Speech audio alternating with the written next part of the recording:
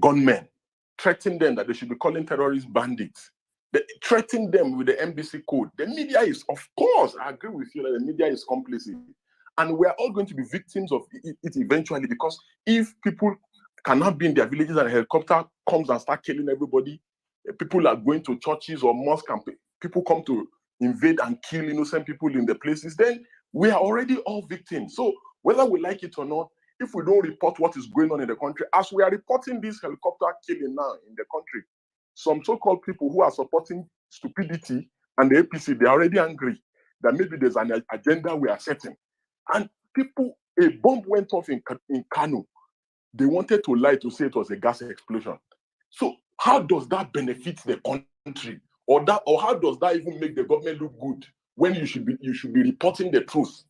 And few of us who reported the truth, they spend the whole day insulting us, going after us, saying they wanted to report us on social media, to social media platform. Instead of going after the suicide bombers, they are trying to cover the truth. So I don't know how this benefits the country. You understand? How defending stupidity and going after critics. I don't know how this becomes SSS achievement, when the SSS should be able to gather intelligence to prevent a helicopter from flying to kill innocent Nigerians. Instead, they will be listening into our conversation now and taking notes. Stupidity at the highest order. You can gather intelligence on critics. You can gather intelligence on the opposition.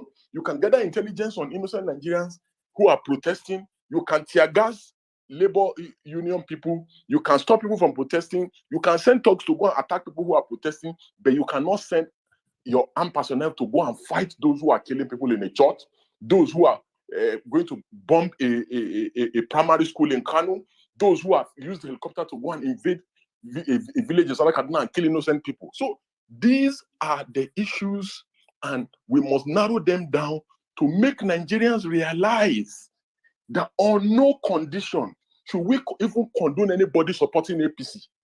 Because there is no moral justification for anybody to come on any platform to come and be defending stupidity and terrorism.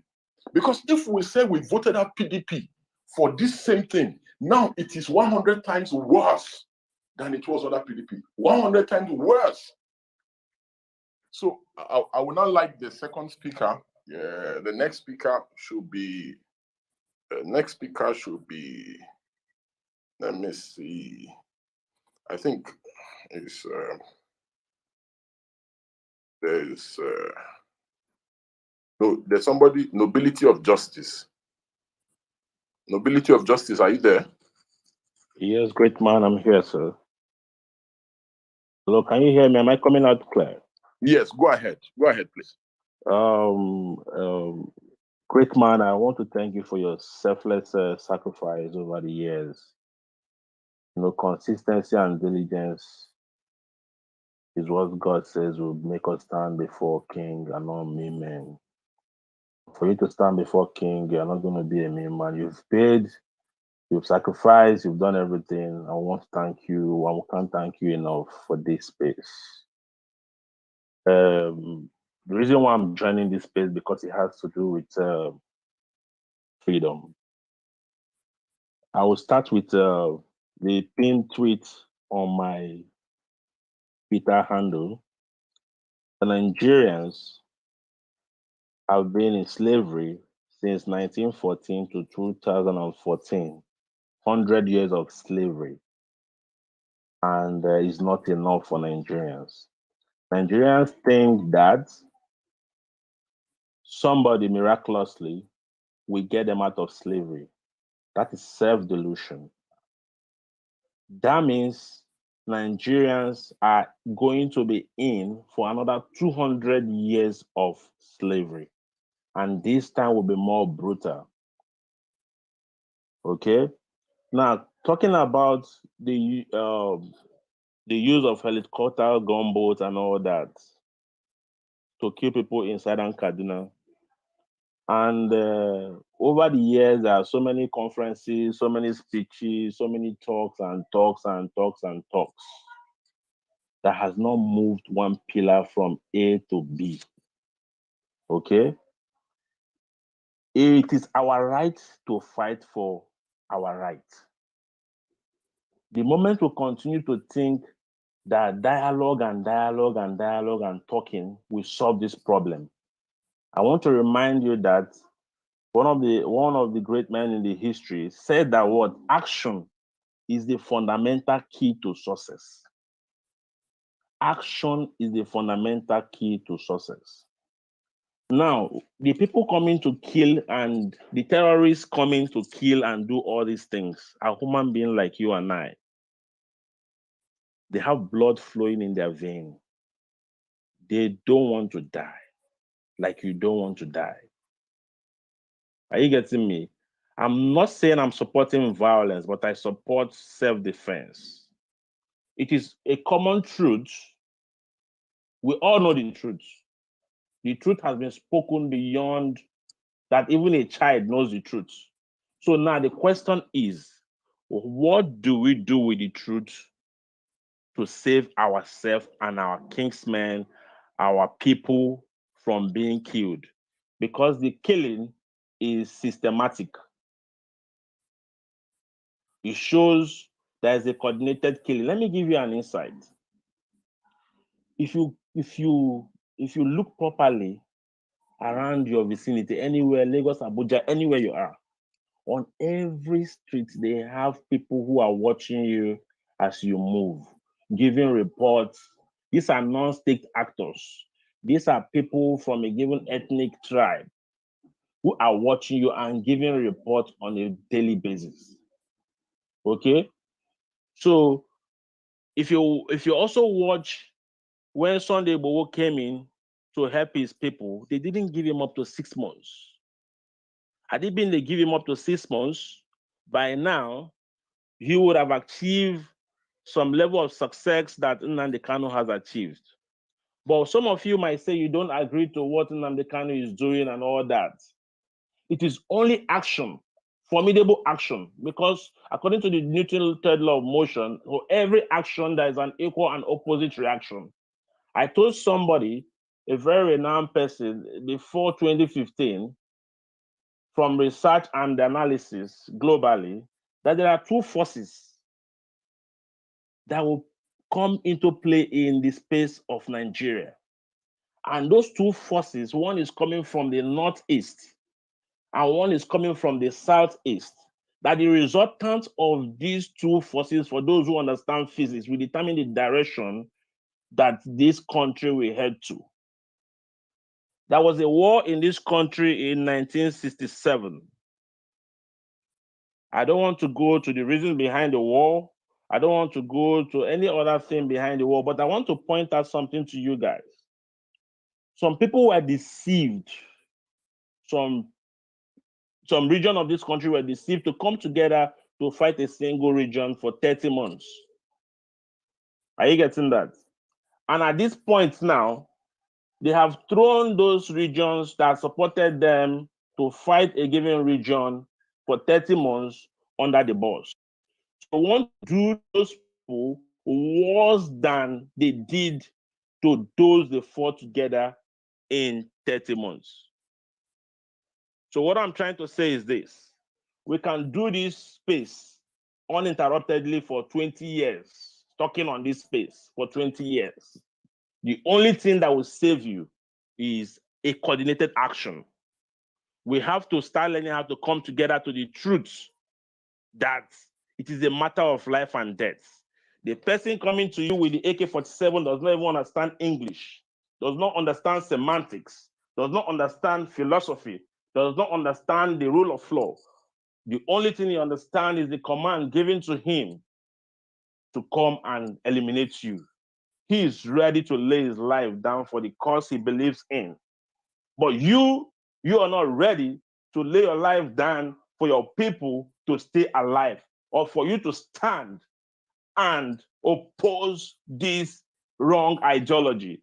I told people that terrorism is a product of heroism. They have given these people the wrong doctrine.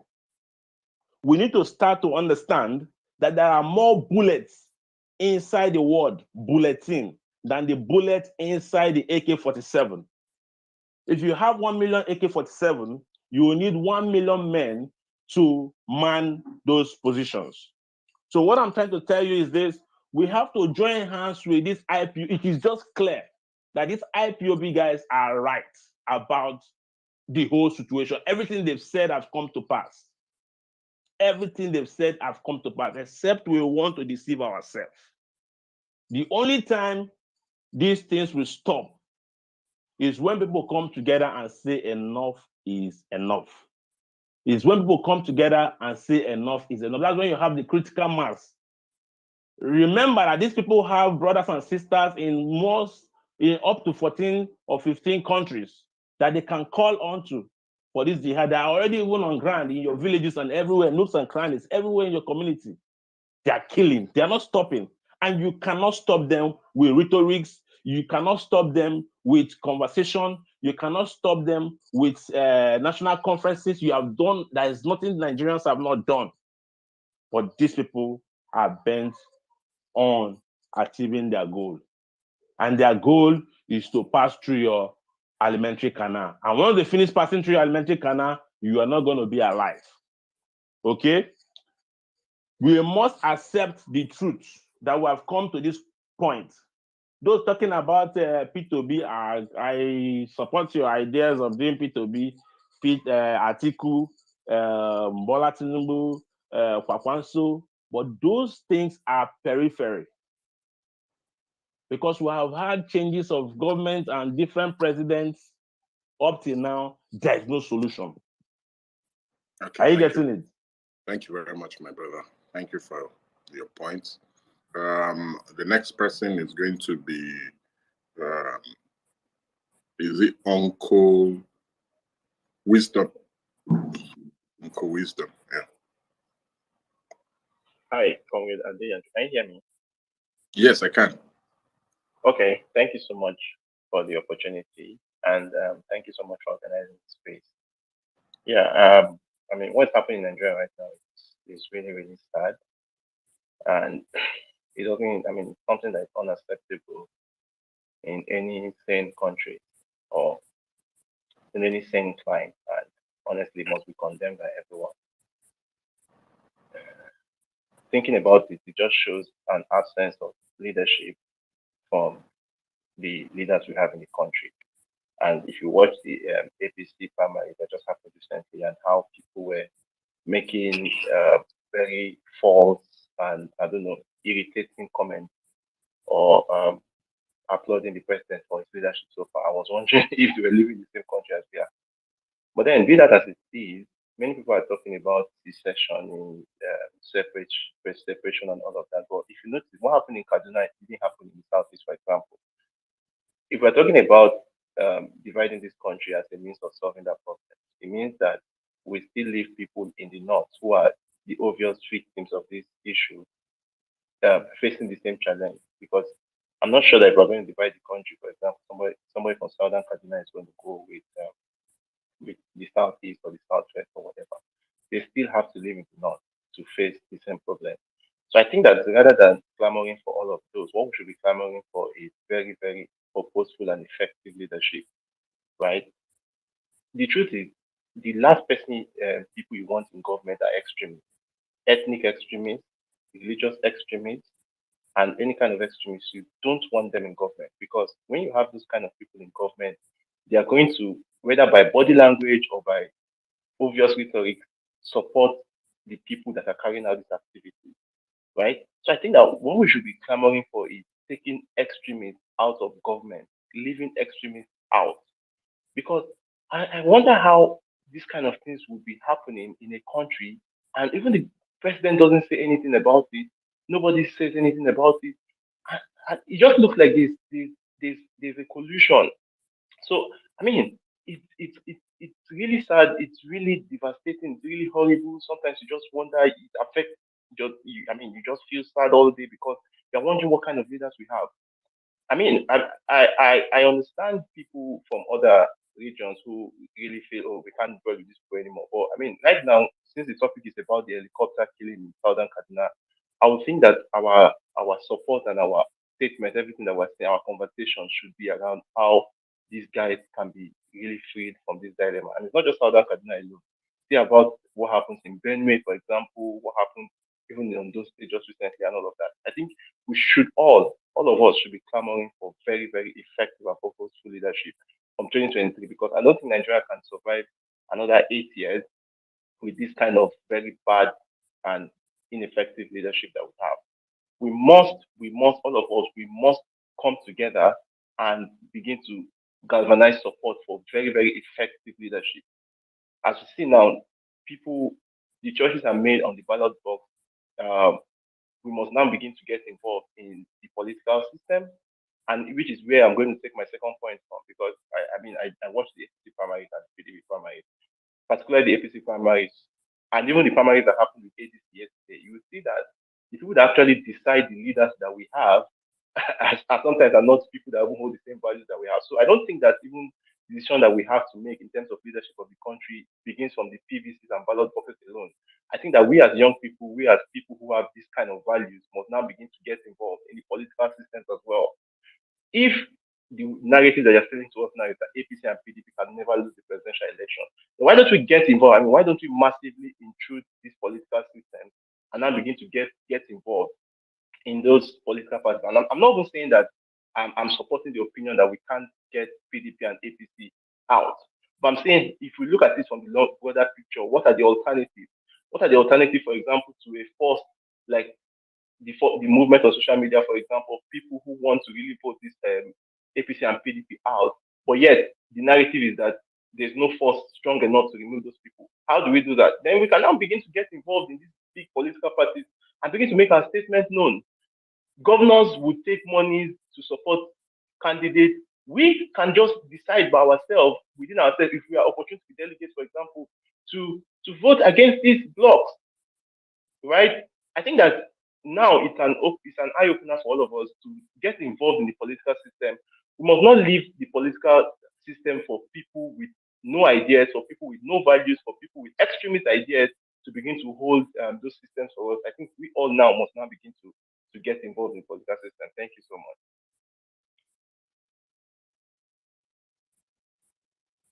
Thank you very much for that contribution. I would now like to call on, is it Miss Piels? Miss Piels, are you there? Yeah, I'm here. Thank you so much, Conrad. If you could please keep me by 1 or 2 persons, then I would speak. Thank you. Okay, that's fine. Then the other person is Isuochi first son. Sinachi Mike. Yes. Yeah, Congress, thanks so much. Good morning, everyone, and good morning, listener. Congress, thanks for hosting this space. I really appreciate it. I'm so much happy that we are talking about this now. See, this thing is not a new thing. What is happening in Nigeria now is not new to us. Let me just take you guys back when Yar'Adua was the president. We don't hear everything about these terrorists. Don't experience this kind of a thing. This kind of a thing never happened. Do you understand? So this whole thing that is happening now is really plotted by APC government. This is the way they want it. How can you tell me Kaduna that have all the military forces, all the military base is in Kaduna, and this kind of a killing is happening in Kaduna? Now, let this thing be told that El-Rufai is one of the most stubborn governors we have in Nigeria. When El-Rufai was the minister of housing in Abuja, we saw what El-Rufai.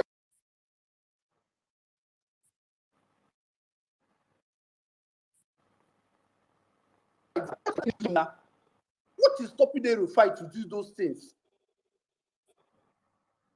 Coming down here in East, I'm staying in Port Harcourt. From Port Harcourt to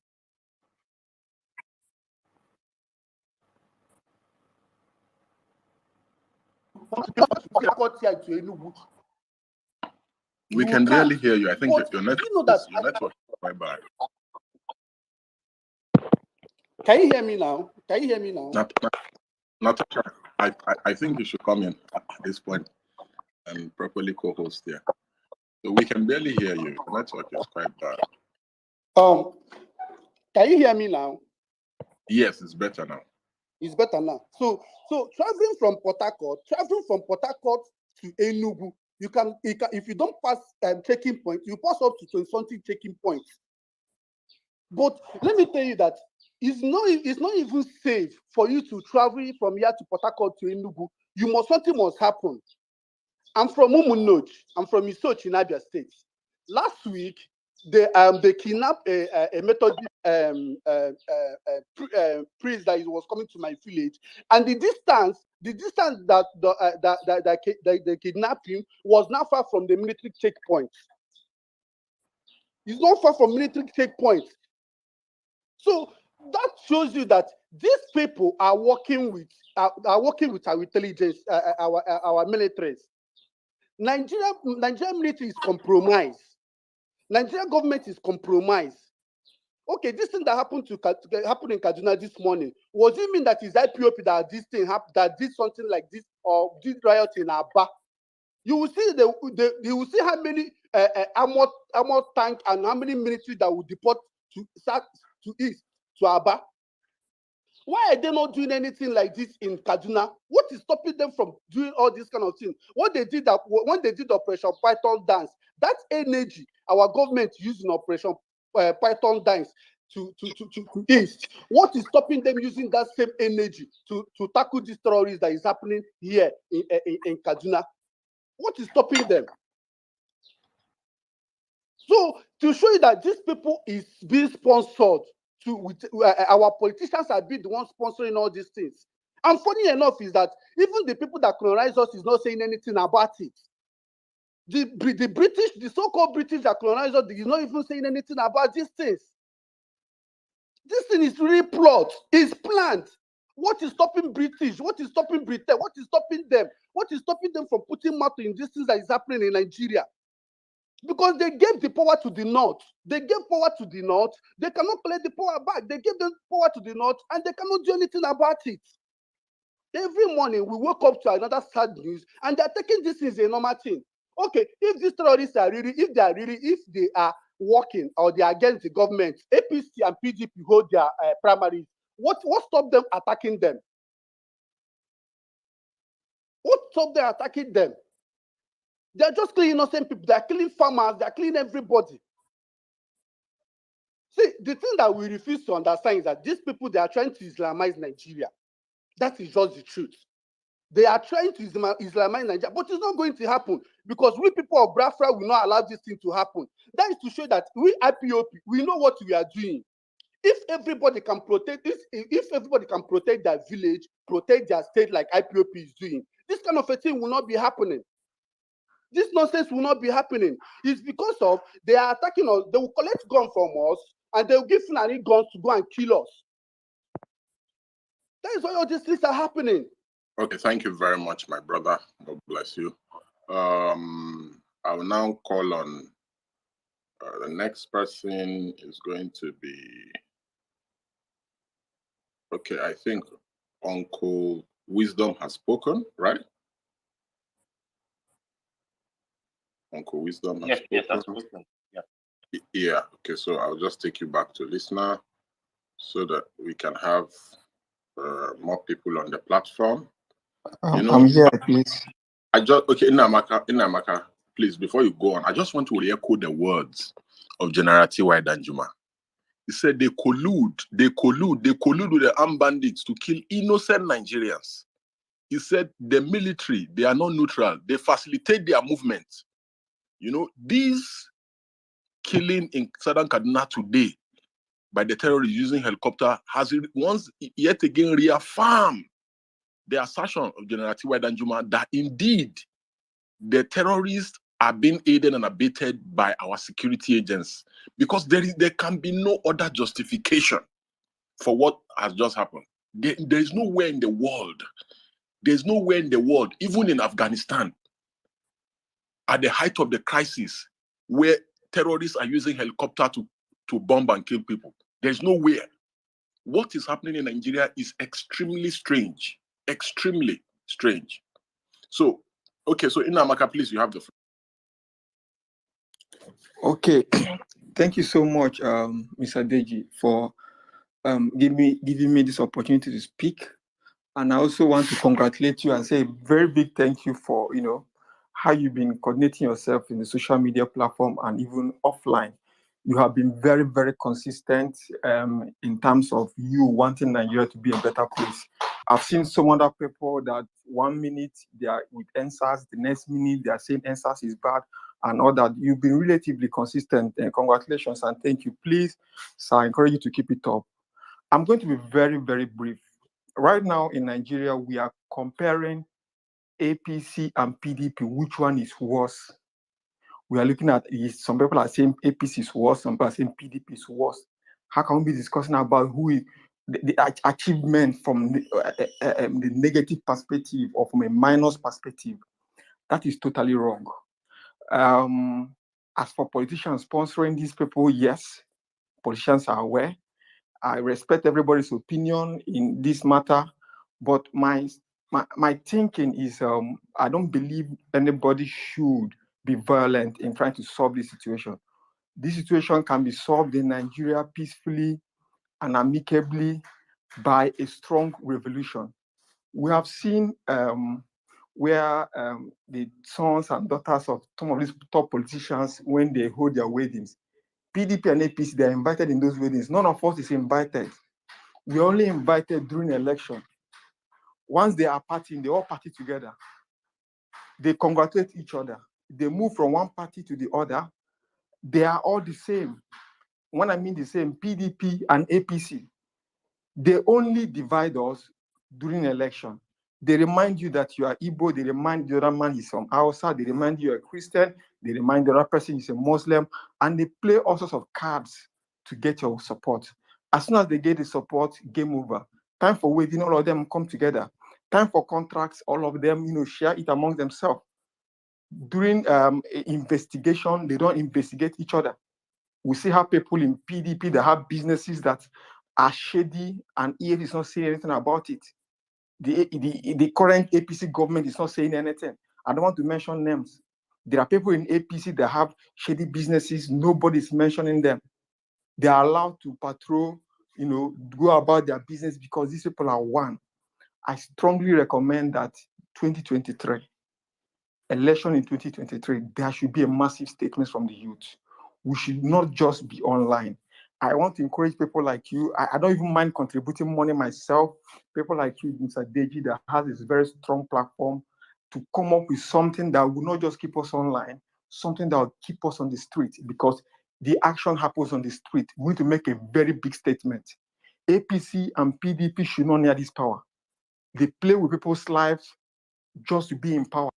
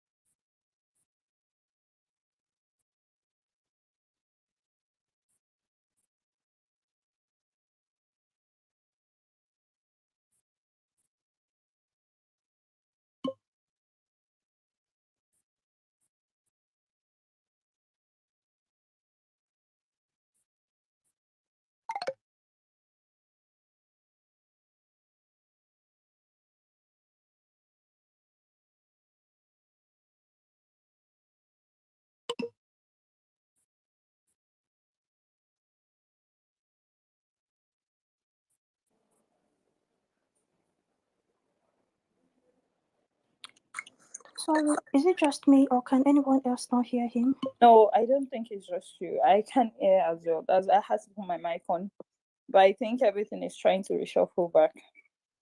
I agree. I agree. I can't even hear as well. So I think we're just gonna wait, or if No, you are the co-host. You're the co-host. You can continue to host for him. Maybe he has some network issues. Okay, so fantastic. So you guys, I think I do second the person that was talking that was just talking in regards to how can we take this movement offline? Like, how can we really take this movement offline to make sure that, okay, now we're talking, the next step is to desensitize people to really get to go to work, get their PVCs, and get out there and vote.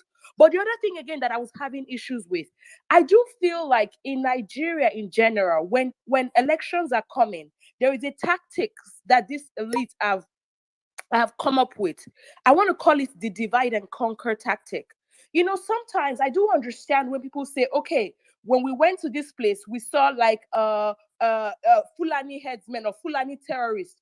I'm thinking that most of these people that are committing this satanic act against Nigerians, I'm beginning to think that they are not Nigerians either. But I'm thinking that the government is using that again to separate and divide us. We have to start understanding what these people are doing. Whenever it is time for election, they come up with their tactics, divide and conquer. They divide us, they separate us, they make sure that we are not together, we don't have one voice. That way they can achieve what it is they want to achieve. We have to stop falling for this. It is one Nigeria, you guys. Nigeria is bigger than Edo State. It's bigger than a Bini girl. It's bigger than Igbo man. It's bigger than Hausa. It's bigger than Yoruba. Like, Nigeria is greater than us. Nigeria will stand. Let's not be falling for all these separatists or whatever. You guys, let's come together. Nigeria will stand. Nigeria will stand. We cannot continue for this tactics. We get it now. We know it. We know it is divide and conquer. They want to divide us. Any little thing they'll say, oh, Igbo people this or Fulani this. No, it has to be us against them. It has to be us against them, you guys. Okay, so I'm going to give it up now for I would say is it Positive Mind? Yes, Positive Mind. My name is Ibrahim. Thank you. Thank you for having me, Mr. Deji, my friend. I hope you are doing good. My own is just is very continuation from what Natasha is saying. We have to think big. We have to think Nigerian. We have to start to act to save our country. Actually, some people are behind this. These people that want us to kill ourselves, and they should just come and take the country of what they want to do. If you go to up north in Zamfara, Sokoto, and Niger State, you see beacons of gold markings from 1918, 1920, 1928. So they are aware of what we have. They are aware of all the things that they need, and they know that we have in here. So there is no way they will allow you guys to just sit down. They know the coal. It's not just about coal in the east. They know what the Easterners can do. They know their brain. They know how they think. They are their workers in NASA. They work with them in medical field. They know them. They know how brilliant Nigerians are. Everybody is aware of who Nigerians are. They know what we will do in the movie industry. They know what we will do in the sport. They know how good Nigerians will want to be taking over all the athletics in the world. They knew. They know we are more than China. They know anybody that unleash Nigeria with a good leadership, what they will see in the world is something that they will never believe. The whole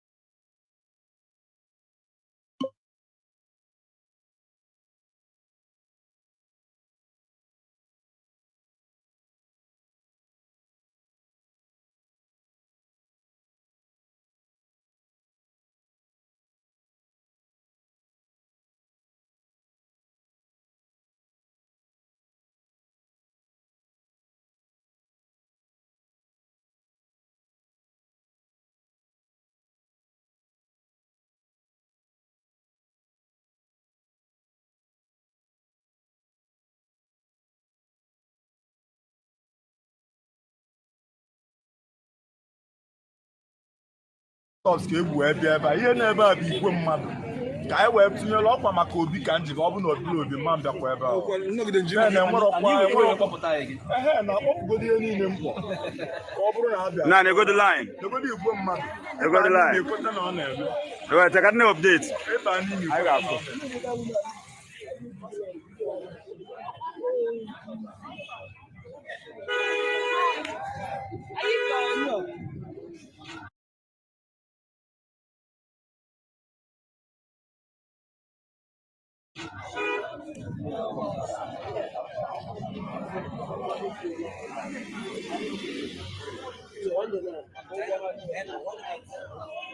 now the queue is the massive. Oh. Serious. This is a new Wapara Square Live.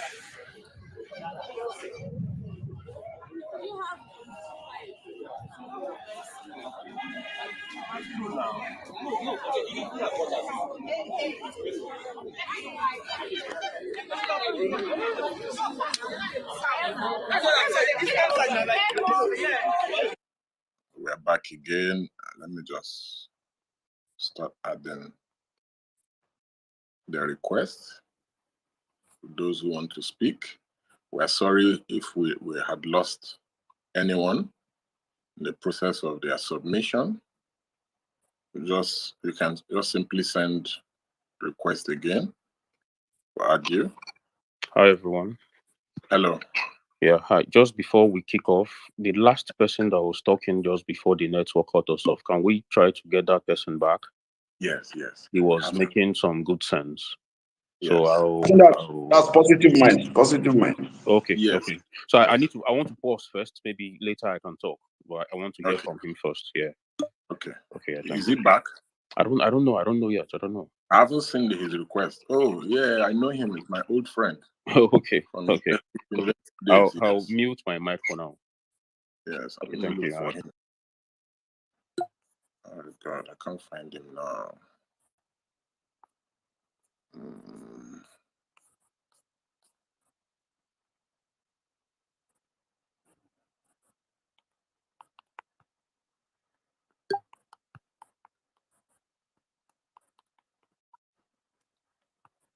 Good afternoon, everyone. I believe people who have contributions to make could go ahead and make contributions before we get positive mind before we back on the mic. Yes, go ahead, please. Go ahead. You have the floor. You can go ahead. All right. Good afternoon, my fellow brothers and sisters, my fellow Nigerians. Earlier, I was actually tuning into the conversation earlier before we had a technical issue, and I went off immediately after Natasha actually made some comments. I would like to start from that because after that, I didn't get to join the conversation earlier. With regards to the security issues in Nigeria, I believe just like Positive Mind has started to narrate, actually, a lot of our leaders will not want us to have peace in this country due to the fact that, like he said, they know where these resources are located. I could recall there was a time I was at one of our Major Al-Mustafa's summits where he was making some comments. He made comments about during their administration, during the military regime, resources were spent on trying to find out where major resources are located in Nigeria. And he pinpointed that all those resources that were located in Nigeria, there were beacons which were established.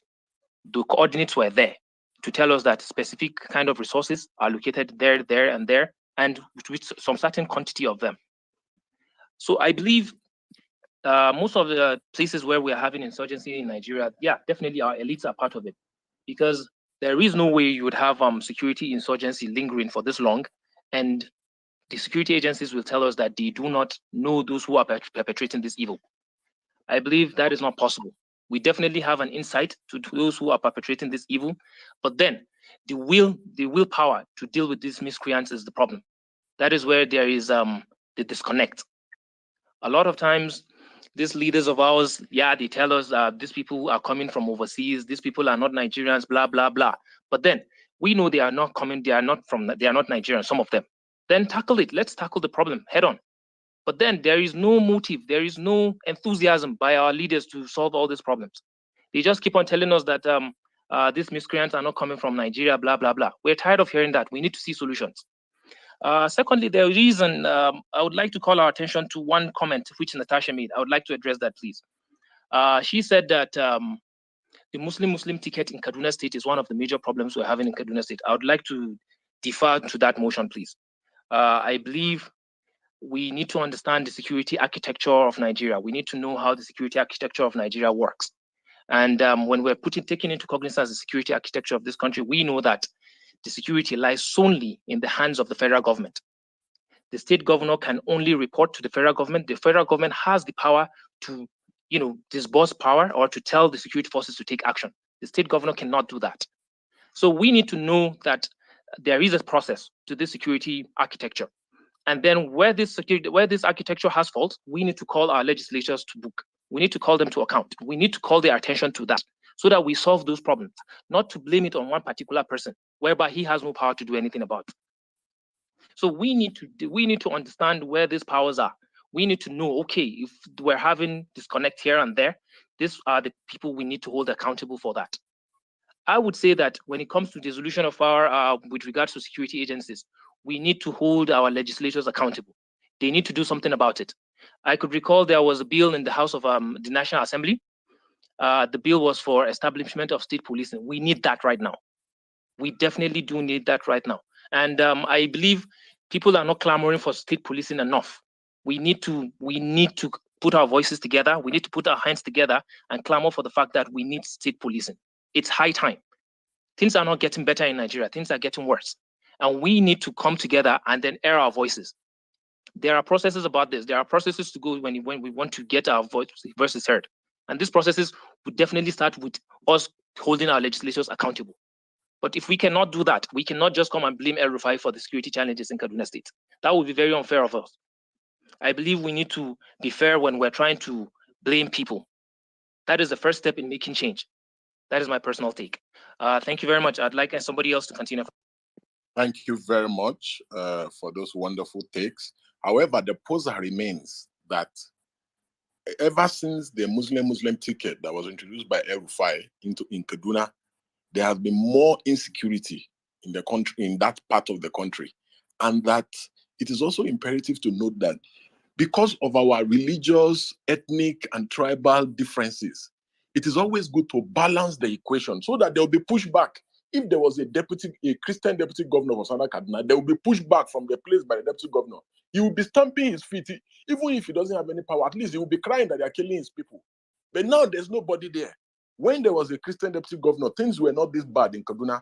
You can't tell me Army, Air Force, Navy, every security agency is in Kaduna, and Kaduna has been submerged by terrorists. Kaduna has been overtaken by terrorists. You cannot tell me.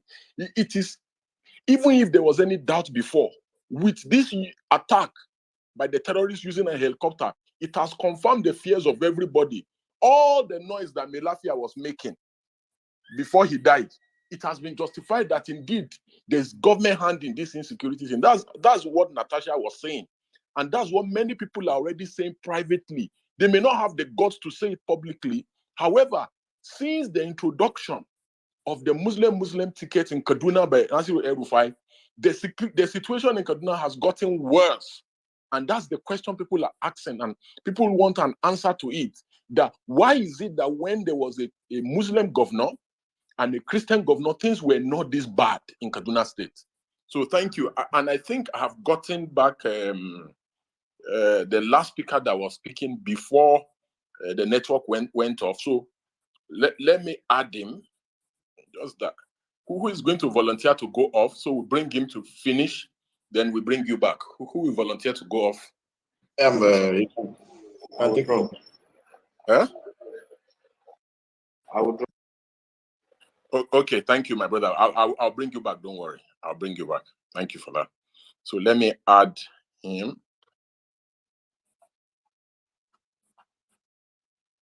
Coincidentally, this is my long friend of many years. AK Yane.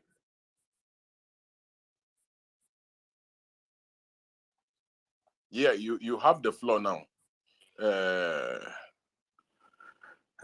Thank you very much, Deji. I think we all went off for a while. Yes. Yeah. So sorry about no problem. As I'm saying, I think if you can listen to my other friend that just finished, and the discussion keep on going on the same route that they want us to go, blaming people. Thank God, I'm just trying to explain to you guys here, some of the Nigerians that can listen to me, to understand that this is beyond tribe, it's beyond religion. Is the control of resources. That's the idea of what they want to do. They are very, very well composed. When the Oyibo are living, they are so aware of what we are and what we can do. Ask them what happened when they put up Cameroon out of Nigeria. And then why did they put all the Francophone countries to surround us? You're supposed to be asking yourself, why are we just in the middle of all French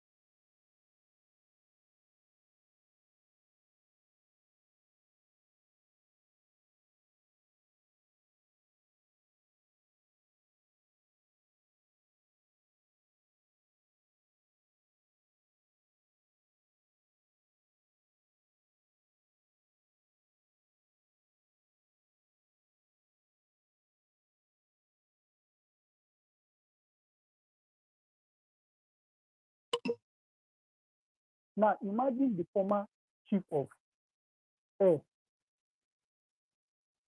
trying to be a governor in one of the states now. Now, how can you tell me that that man who was in office as a military man and in a political office was not compromising the politician? It's not possible. We have all of them there in the military. They are just there stealing money, compromising. I mean, turning their eyes. In fact, Kaduna Abuja Road, on a good day when there will be no bandits attached, you see soldiers and police patrolling that road. But the days that bandits want to work, they disappear. So it's a set of like, we are just in the middle of it. We are at the mercy of this ruling class. The question now is, how do we get ourselves out from under them? And this thing about tribalism, when we bring an issue, somebody comes up and you bring one tribal take here, one tribal take there, it's taking nobody anywhere. Because the average Nigerian is somebody who is biased towards his tribe and sometimes towards his religion. So we keep bringing up. Look, if you go to YouTube, I mean, one of these guys was talking about IPOB and Nnamdi Kanu. If you go to YouTube and watch videos of Nnamdi Kanu, if he had been allowed to continue, or those videos were being aired on NTA, there would have been war between Yorubas and Igbo. So we have a lot of people, they have the platform, but what do? They bring in sentiments, they bring in, they look to destroy rather than build. So are we building the unity of this country, or we are further destroying it? What are we doing? What do we want to do? But first of all, how do we, that power, that absolute power at the center, how do we checkmate that? Now everybody is concerned about Peter Obi, Atiku Abubakar, Bola Ahmed. Nobody, most people do not know the guy who won the ticket to go and represent them in the Senate. Nobody knows those people. They just let those, and those are the problem we have. The House of Assembly, they are the one who just sit there and rubber stamp every nonsense that comes from the executive. So we need to change our mindset as Nigerians. We need to identify the problem, tackle the problem, and then we should stop underestimating this ruling class. The run up to APC primary, everybody, they were underestimating Bola Ahmed Tinubu. But look at it now. This is the same way we underestimate him and he become president, or Atiku Abubakar will become president, because the president will be one of them. Let's stop fooling ourselves. We've been underestimating them and they keep on winning. Let's stop underestimating them. I heed my mic. Thank you, my brother. Thank you. So the next person will be Fajimi. Fajimi, something like that. Jim Minell. Are you there? Yes, please, go ahead. Thank you very much for the opportunity. I'm at work, but I'll just make it a brief one. Yeah, so yes, my confusion is question. So I've been on a couple of spaces, I've heard people, rant about the way things are, people, trying to channel their concern and everything like that, But there's this speaker, positive mind, and I think no might not right now. There are two persons that have spoken, and I'll just take it from where they start. It is not enough for us to just come behind our phones and just say things and we want a change, we want this, we want that. Like I always say, please, can we just work out modalities where beyond what we think is right? How do we start implementing these things to achieve the desired goal? Because trust me, if we keep talking about this, that, like we have always been doing, like our parents did, at the end of the day, you just find out that it will eventually make no difference. So I think what I'm just trying to contribute is, please, how do we effect all these, discussions into reality to, help us achieve the end goal of, the proposed better Nigeria? Thank you. Thank you very much. Next will be Unite Niger, official Solio. Unite Niger. Hello, good afternoon, comrade DG. I would first of all like to commend you for the work you've been doing so far. Yes. Thank you very now, much for the commendation, but nobody should commend me again. Let's just no problem. Let me go straight to the topic of this space. If we are being sincere, if we are going to if we are not going to continue on the normal lives again, comrade DG, the whole security of Nigeria is being monetized and politicized, and that is why you see at every electionary years we keep hearing killing, shooting here and there, and I feel like we need a competent commander in chief to really draft it. I feel like we need what I proposed this that if he become the president, he will sack all the senior rank officers in Nigeria, and that is it. These are the people playing business with Nigeria, with the security of the country, playing business with people's lives and all that. So we need to face the reality. And I feel like the only way to solve this is to source for a competent and progressive. That's the only thing that will solve this. And let me go back to the other speakers that said the governors doesn't have I don't know, have security or right or power over the security of their cities. It is a lie. We have the head of security of the state, the CS of the state, the head of the you don't have security. But when it is time for the governors to use the security during the state elections, they have the right. I will use Kogi State as Kogi State, where I come from, as an example. When I think when he came on board, but his approach or his style was what I wasn't really cool with. But if you really want to solve security situation if they're interested in it, if they are serious about it, they can do it. Bello, actually, I'm not his fan though. He actually inherited security, bad security in the state. And when he came on board, he has all those guys, even though he's the one, he has his own team of those guys which he was using and he's using them. But he has all those guys to return their gun and return everything. When they refuse, my brother, what they are able to do is anybody, any of those criminals they caught like this, he's not sending anybody to any police.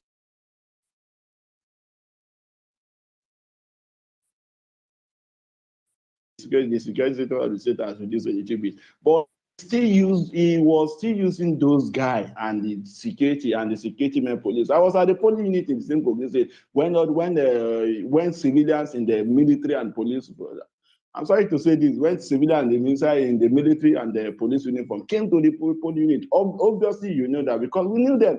We know them. So obviously you know that these are not a military. So when it's time, and those guys are being guided by the real military.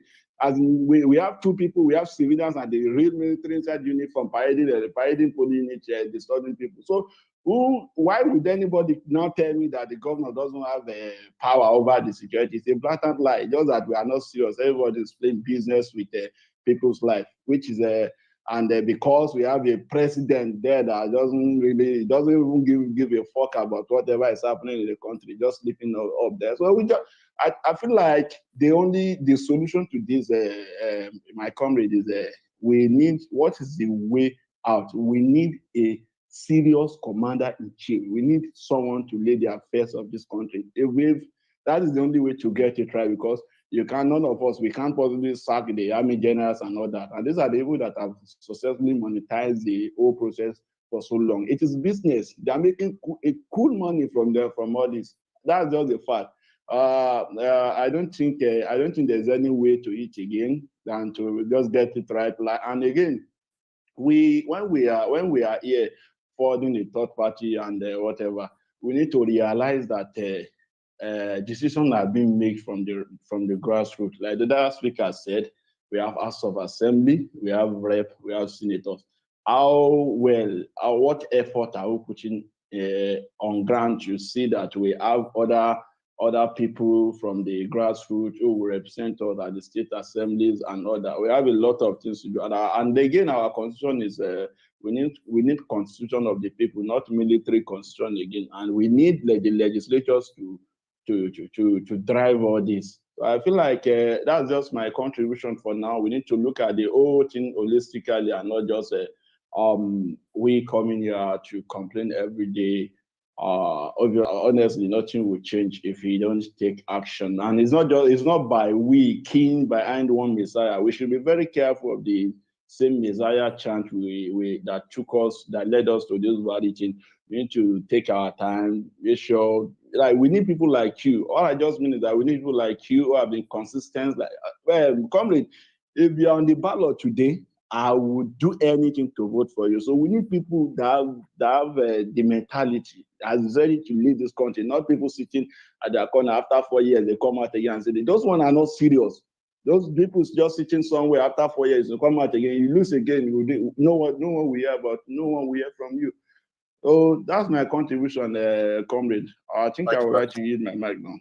Thank you very much, my brother. God bless you. Thank you.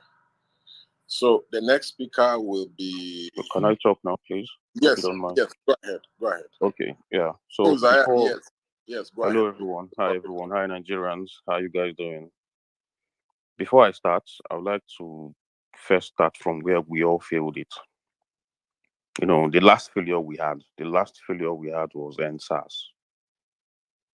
You know, NSAS was where, as soon as we left the street on NSAS, you know, that shooting was like the government's last card for everybody. You know, I'm not actually feeling the energy here. I don't know why. You know, it seems as if maybe most of us will just want to come online and talk and let it just be everybody's talking. No. We've gone past that talking level. You know, talking has not gotten us to everywhere. You know, feel we've not gotten anywhere. You know, most of us are leaving the country. You know, before you can beat your chest now, maybe in Nigeria, to say that, oh, you've made out of something, you must maybe want to look for one politician that you will plug yourself. That all those things is rubbish. Let me be lifestyle be that. Let's drop all those nonsense. We need to find a way to start occupying somewhere. These people need to start seeing masses. Okay, this is who we are behind. Before we can stay here and be talking. Before you know it, one person will just become president. We'll still be here talking. Another 8 years will come and it will go. You know, Twitter was here like 8 years ago now, but this platform wasn't there on Twitter. The world is moving so fast. Cars have started flying. Nigeria still doesn't have light to join on this race. Most of us have another 8 years have added to our age. Before you know it, another 8 years will come. So life is really, really going. I need fire for this place. We need to start occupying somewhere. Let them know that, oh, we are ready. You know, no more messing up. So that's my contribution for now. Thank you. Thank you very much.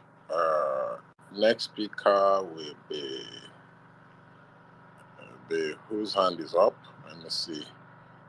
Intan. Hello, everyone. Thank you very much. Hello, House. Very good discussions from everyone. But I was hoping that maybe we can take a step back and, you know, reflect and look at what we have in the grassroots and how we can, because I think it's a tough ask trying to influence, you know, whoever becomes president, whatever party. I think they're all set in their ways now, and they all have their machinery in place. So how do we move forward?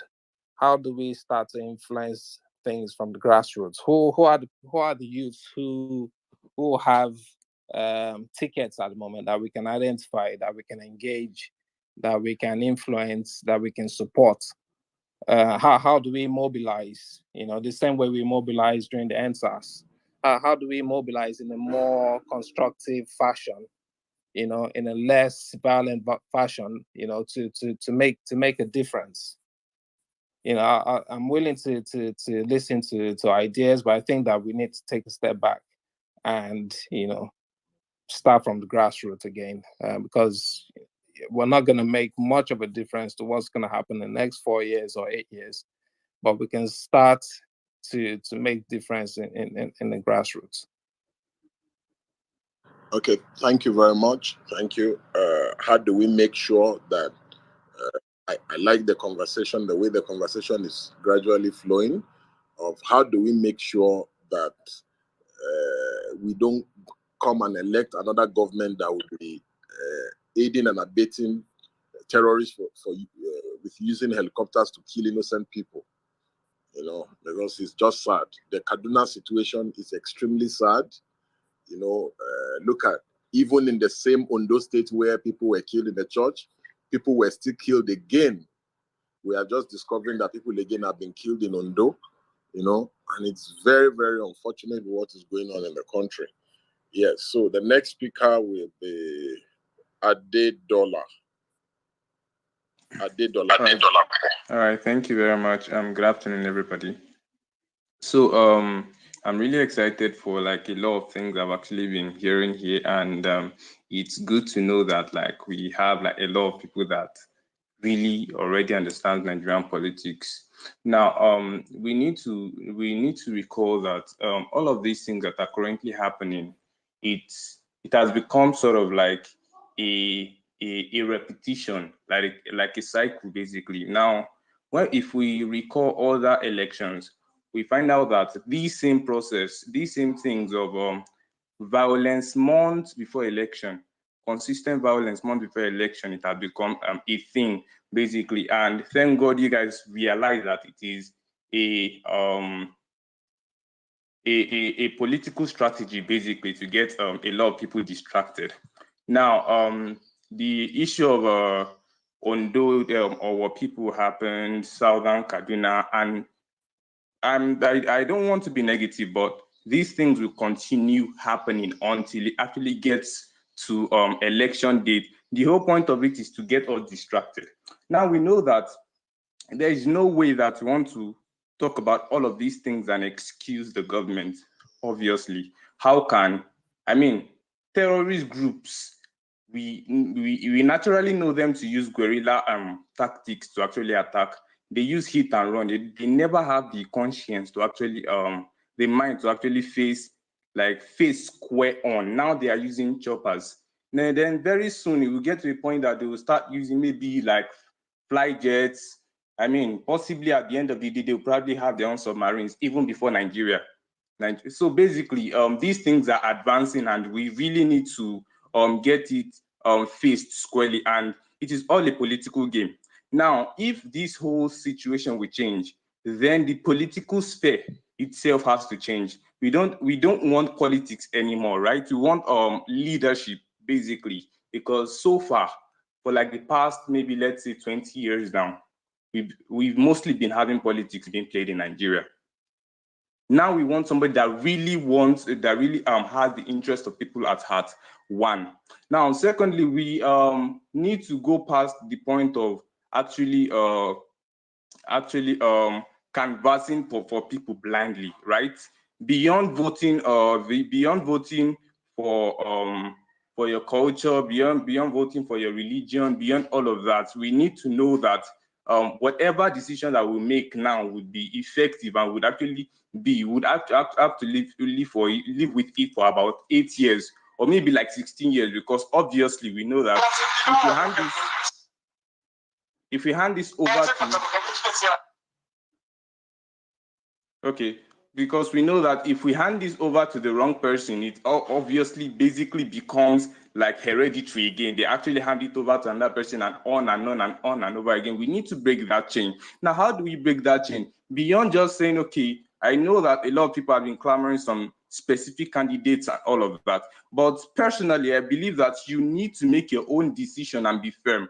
One. Secondly, we need to know that this whole political game goes beyond Twitter. It goes beyond the social media. Now, whatever candidates, now the two major parties, we know that they have nothing to offer Nigeria. But if we'll be talking about the truth again, right? Politics, most of these parties, right? Most of their candidates, where they mostly have like a strong grounds are on social media. But quite frankly, where we get most of these votes, most of them are not even on this social media, right? So if we don't get off social media, just beyond, yeah, it's good for us to tweet and support our candidates online on social media and all that, but we need to get offline to actually talk to now. I was talking to my mom some time back, and then she was mentioning the fact that she knows that Tinubu is bad, but who else should they vote for? She votes for that. I mean, she is Yoruba and all of this. Now, I needed to actually make her know and see sense to the fact that now this Nigeria has gone beyond the issue of Yorubaism or this thing. It's no longer tribal. It's no longer tribal. Now, look at the things that happened, right? We need to vote our conscience, not just our conscience. We need to vote something that, something that we believe in, basically. So beyond Twitter, please, in whatever capacity that you can, you don't need to convince anybody to vote for anybody, right? But at least make people see sense in their decision coming 2023. Thank you. I yield the mic. Thank you very much. There's so many people on the platform, and we need to finish by, let's say, in the next 40 minutes thereabout, because I'll be going into a meeting soon. And so we'll just be doing maybe 1.5 minutes, so we can take all the people that have sent in requests. The next person is going to be Lola. Thank you very much. I appreciate the space. I just want to say a few things, and I'm going to start from the fundamentals. I do not think Nigeria as a country was created to work in the first place. We've had the same issues over and over again, right? Right from amalgamation to the first election. I'd like you to go to my page and see my post that I've pinned to the page and see what's happening in Nigeria. Prior to the Caliphate invasion and the British invasion, we had different people from different regions living together happily with their different cultures and different, religions. And now in 2022, someone is saying that there has to be a Muslim ticket. I find that really, really appalling. We were told that the Fulani group came into the country to have meetings prior to the Owo attack. Nobody listened.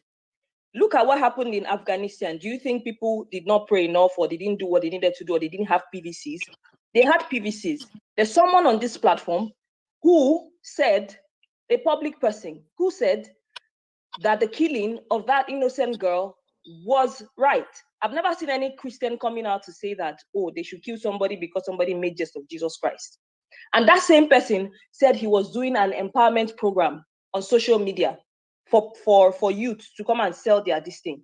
And I kept on sending him message. I had screenshots. The only people on that platform that were given, most people that were given on that platform to talk were only Muslims from a certain part. So we are not united. We're not created to be united.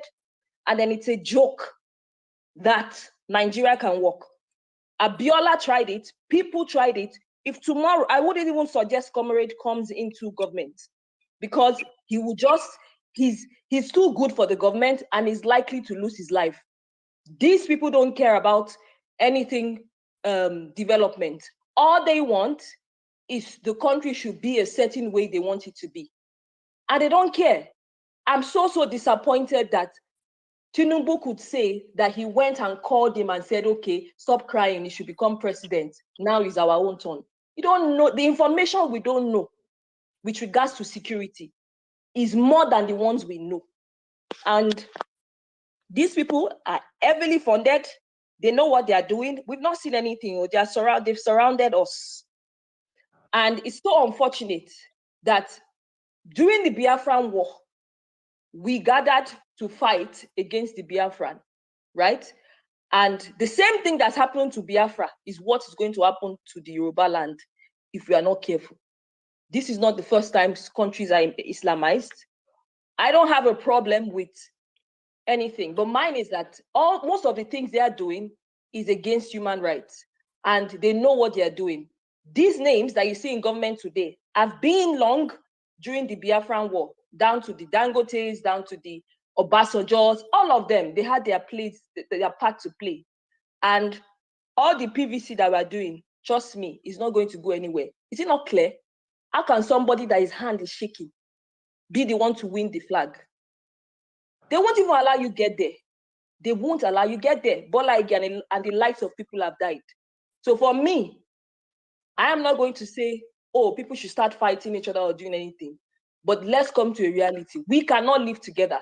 Too many cultures, so much diversity. Everybody has one thing or the other. Even if we're going to be diverse, some people don't even want diversity. They just want their own thing to just happen straight. And okay. Thank you that's very it. much, Nicola. Yeah. God bless you. Next is going to be PL. PLs, you have the floor. Okay, thank you very much, comrade. Just before you called my name, there is a line of thought I wanted to speak on, but because of time and other things, I'm just gonna go to another line, right? Look, these horrendous attacks, especially in the southern Kaduna flank, has become too frequent, right? And the government and so-called security agencies, they're seemingly incapable of taking care of these vicious bandits. They're very incapable. These people have taken over many villages and towns, and they're gradually closing on the city center. And very soon they'll take over even the government house, because the government continues to show lack of empathy, capacity, and willingness to stop them. They are very lackadaisical at its best. And with the continuous deterioration of the security situation in Nigeria, it's clear that the nation is under siege, right? We are really under siege by a combination of these killer herdsmen, kidnappers, bandits, and other criminal groups who have continuously terrorized vulnerable and helpless Nigerians. Because there is no single day you wake up and you don't hear of these ugly incidents. These attacks happen every day. The massacre, the maiming, destruction of properties, crops, and trigger warning raping of women, and mass displacement of people from their homes. These people, they invade for hours using various means. They use bikes, cars, and now they've gone higher by using helicopters. And you're telling me the government is not complicit in this? Like, make it make sense. They attack for hours without security agencies coming to combat them. And that is why we need self-determination. Because take a look at all these candidates that people want to vote for the presidency. None of them, personally, I don't think any of them have the ability to handle the two major issues we have right now, which is economic and security. Right? Nigeria is a failed contraption, and nothing can ever make it work. And it's not a curse; it's a reality. Thank you. It's a reality. Thank you. Thank you. Right? Thank you for your points. Points are correct. Thank you. Next is going to be Joshua. Joshua, please go on.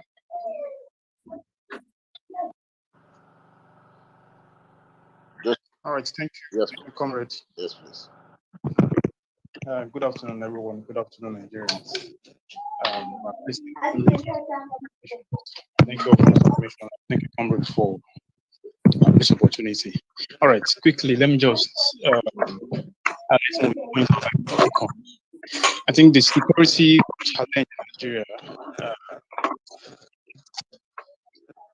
can't be separated from failure in leadership at all levels. Right, listening to one of the speakers, he was talking about what are the House of Reps, talking about Southern Kaduna. What are they doing there? The House of they are representatives from those areas. What are they doing? What are they contributing? What are they saying? Their councillors, their chairman. What are they saying? And all of that. So we can't exonerate the government from this, from the state, the local government down to the federal government. We have a bunch of leaders that that don't empathize with what we feel. They don't really care. The president does not care. The state governor does not care. They don't really care. What they're about is their political ambitions and all of that. And this brings us to a serious standpoint. 2023 is another turning point. We have to get it right, not just at the presidency level, but at all points. We have to vote for candidates that have empathy, candidates that have plans, that are ready to work. And meanwhile, while we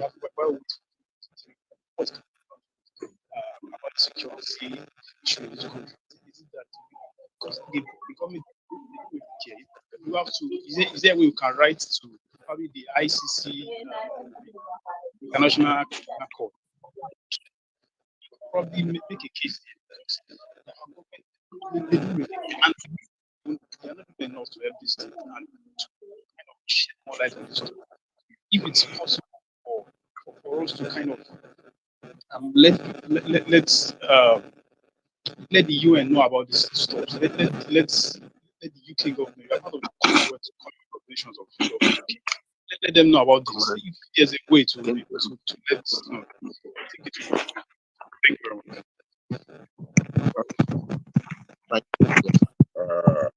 Next speaker is going to be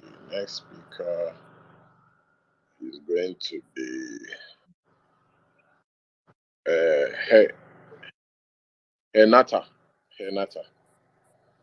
All right, thank you so much. Good afternoon, everyone. First of all, I must commend like having a space, a platform where we can all air out our views is very important, and then coming together as one, being the youth here in Nigeria, I think is very commendable, I must say. First of all, I want all of us to set aside our differences, and then what we need is to have a one Nigeria, irrespective of where you come from, whether you're coming from the north, whether you're coming from the south, east, or west. After all, we are all one Nigeria. And that's the sole aim and purpose of why we have this platform, to discuss our challenges facing, to discuss the challenges facing this country. Lola made a comment about the Owo killings. First of all, I have to what do you call it? I have to condemn what happened, what's going on, or the helicopter kill that was done in southern Kaduna. It definitely is devastating, and this is something we shouldn't have in our country. So I have to condemn it because it's a condemnable act. And then Lola made a comment about prior to the Owo killings. She was saying something. She was making a comment about prior to the Owo killings, there was Fulani. They had Fulani came into the country and then they had a conversation. I don't really understand what she said, but first of all, I have to disagree with that statement of hers in its entirety, because it is regarded as healthy even in the court of law. That is wrong. We shouldn't be pointing fingers. The kind of version I had about this Owo incident was all about that. It has to do with drugs. I'm not really sure. We've been hearing different phases, different stories about the Owo incident. So every killing here in Nigeria. So we shouldn't just attribute it to one side. No, it's Fulani. We shouldn't be pointing fingers. We are one Nigeria at the end of the day. Please, we shouldn't be taking sides or pointing. We should remove religious sentiments or religious, whatever is ethnicity, religious, bigotry. Please, we are one Nigeria at the end of the day. She shouldn't have said that in the first place. That is so wrong. Because what we are saying right now, we need our government to do something about it. We should call on to we should have a united front. We should call on the government to do something about it, not just placing accusation fingers to people. It's wrong. It's wrong. It's wrong. It's in entirety. And then I really would like to commend this platform for having this opportunity to air out our views. And I pray we keep having one Nigeria. Due to the time constraint, I really have a lot to say, but I can't say. I have to limit it because the committee is about to round up everything. So maybe in another opportunity, maybe in the next, when we have a next conversation or discussion, I'll be able to elaborate further. But for now, thank you so much for having me on the platform. Thank you, Hanete. And I know that you are speaking from a legal point of view. I know you're a lawyer. Thank you so much for reaching our conversation. Hello. Comrade, please. I'm sorry. I don't know if I'm allowed to speak, please, comrade. Go ahead, Uche. Me? Uche, go ahead. Yeah, good afternoon, everyone. Good afternoon. Comrade, I commend you for this platform, and the discussion so far has been informing and exhaustive. Let me first of all dwell on the issue of Kaduna. This that happened in southern Kaduna. This is the first time terrorism has gone to that stage of air cover.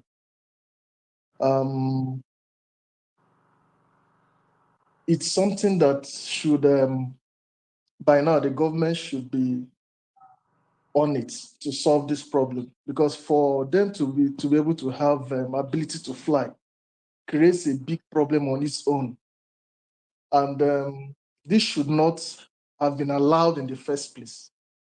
If you check the time they took in doing if you read about how the operation went on, the time it took and everything, it's so embarrassing. Then on the other hand, I think for security, we should have a layered approach to security, not just relying on the army or the navy or the what to, this should be like, let's say the security should start from the grassroots, just like in the US, we have the sheriff system. Now they should start from grass like vigilantes and volunteers, given the security realities of those areas that are hotbeds now. The security approach should change. It should not be it should not follow the format that it has been. The army can train volunteers and vigilantes to be like the first contact, the first layer. Train them so well, just like we have a civilian JTF. It should be something that should spread all over the north there, and should be done in a way that it is well controlled and then maintained. So when such things comes, these people, they will I say, from what has been happening, they go for soft targets first. And someone said here that those terrorists, they don't want to die too. But when they go, when they think they're going for soft targets and they end up losing lives, they'll rethink whenever they want to carry out attacks. As I said, it should be a layered approach. The citizens there, the indigenes, should be part of the security network, should be armed. And there should be legislation to permit this to happen, so that nobody is tagged carrying arms illegally and using the arms wrongly. Then on the other side, concerning the politics in Nigeria, it was impressive during the NSAS movement, the sentiments and all the rest of them. If youths in the country can come together, can bind together, irrespective of religion, region, and all the rest of them. Look, this whole political mess, we are getting the brunt of it. We are the ones that are mostly unemployed. We are the ones that die most from all the negativities of mismanagement of this economy and politics. So if we can come together and let's say even organize a party, let's say have a party or support a party that we can push our candidates forward, candidates that truly represent the Nigerian aspiration. Like someone was talking about Nigeria being ruled by court and all the rest of them. Thank God, what you're saying is the courtists also are still human beings. They can still be stopped. They are not, even if they were spirits, you can still be stopped. If they have formed their own group, yes, to rule Nigeria, we should also form our own group to push them out. We can't continue like this. And this whole problem has been there. It has been endemic right from independence to today. And we can blame everybody we want. We can blame the British. We can blame the people that have been in political positions all through. But the problem, what made. Thank you, my brother. Thank you very much for your contributions. Stan, you go, then Kingsley, then Femi, like that, in that order. 1 minute, because there's so many, about 50-something requests now, and we just have to take 1 minute. Stan, then Kingsley, then Femi. Stan, go ahead, please. Stan, you're not ready. Kingsley, go, please. All right, thank you for this space. I really do appreciate it, and I want to appreciate everybody who has spoken thus far. I want to align my position with what some persons have said here already. I think it's not right for us to be pointing fingers and pointing accusation at a particular ethnic group, because we should also ask ourselves, what if we as individuals fall into that ethnic group and people are pointing fingers at us like that? What we have here is a total collapse of system that we are facing here. If a Fulani man commits a crime, is there anywhere stated in Nigerian law that he should not face the consequences of his action? But because of the I don't know, the support, or let me say the corruption in the system, the failure of the system has allowed for all this nonsense. You get? So this is the time for us to, okay, let's restructure. There's a saying in my place that if you follow one road, they not let you follow. You turn back.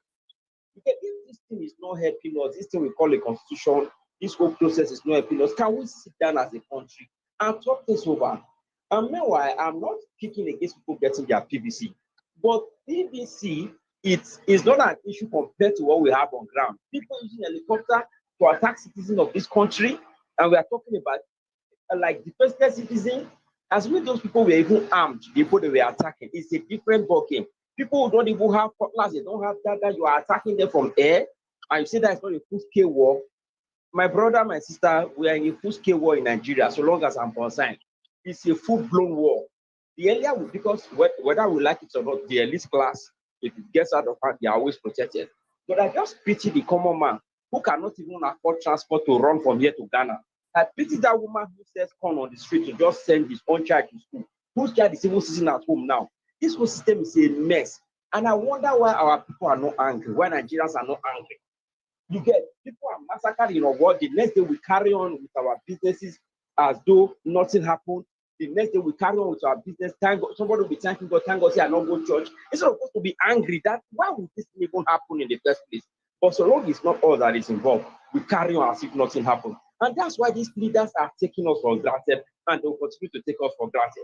As we speak now, people the PVC will talk about how many youths have registered, how many people have gone online to go and say, okay, let me go, register it. But that aside, a lot is going wrong with this our system, and we are not speaking out about it. We just carry on as though nothing happened. People lost their life on a daily basis. We carry on the next day as if nothing happened. The government is taking us for a ride. Look at youth at home. They have not been going to school. Nobody is saying holding anybody to accountable. People gather to do meeting to hold a convention somewhere. We cannot say no until you do this for us. This will not go on, but we just carry on. Like we said, I don't want to take too much time. This is my submission. Thank you. Thank you very much, Femi. Go on, Femi. Audible, comrade. Femi Wure, yeah, go ahead. We can hear you. Person, please. I'm just gonna. You just have 1 minute, Femi. Go ahead. Femi, go ahead. After Femi is Loki. Am I audible? Sorry, I'm trying to make sure. Yes, we can hear you. We can hear you, Femi. Go ahead. Into it. The previous speaker didn't. He used more than one, so I'll beg you for 1 minute 30 seconds. You're already using your time, Femi. All right. I'll jump into it. Someone just said something that was very, very disrespectful. Talking about the fact that the Owo massacre was actually related to drugs. Respectful to the not to be solved by a political. The sort of money they've spent.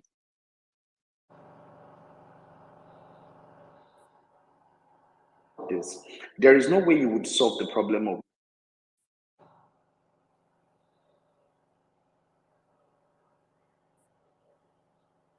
about how to move forward with Nigeria.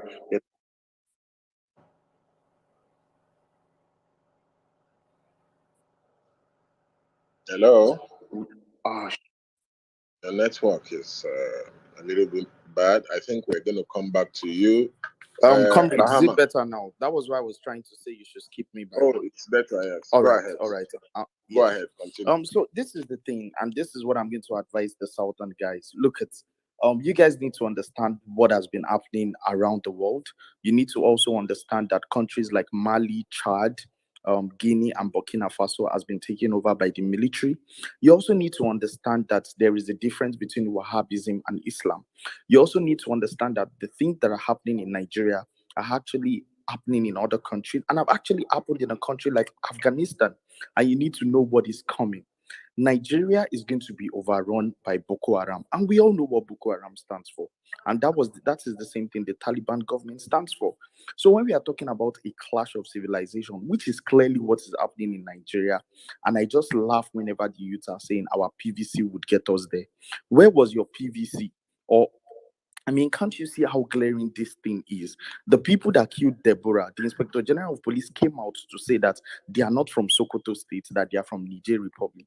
And oftentimes, people have always shouted about the fact that people that are not Nigerians always come into the Nigerian space to take part in elections.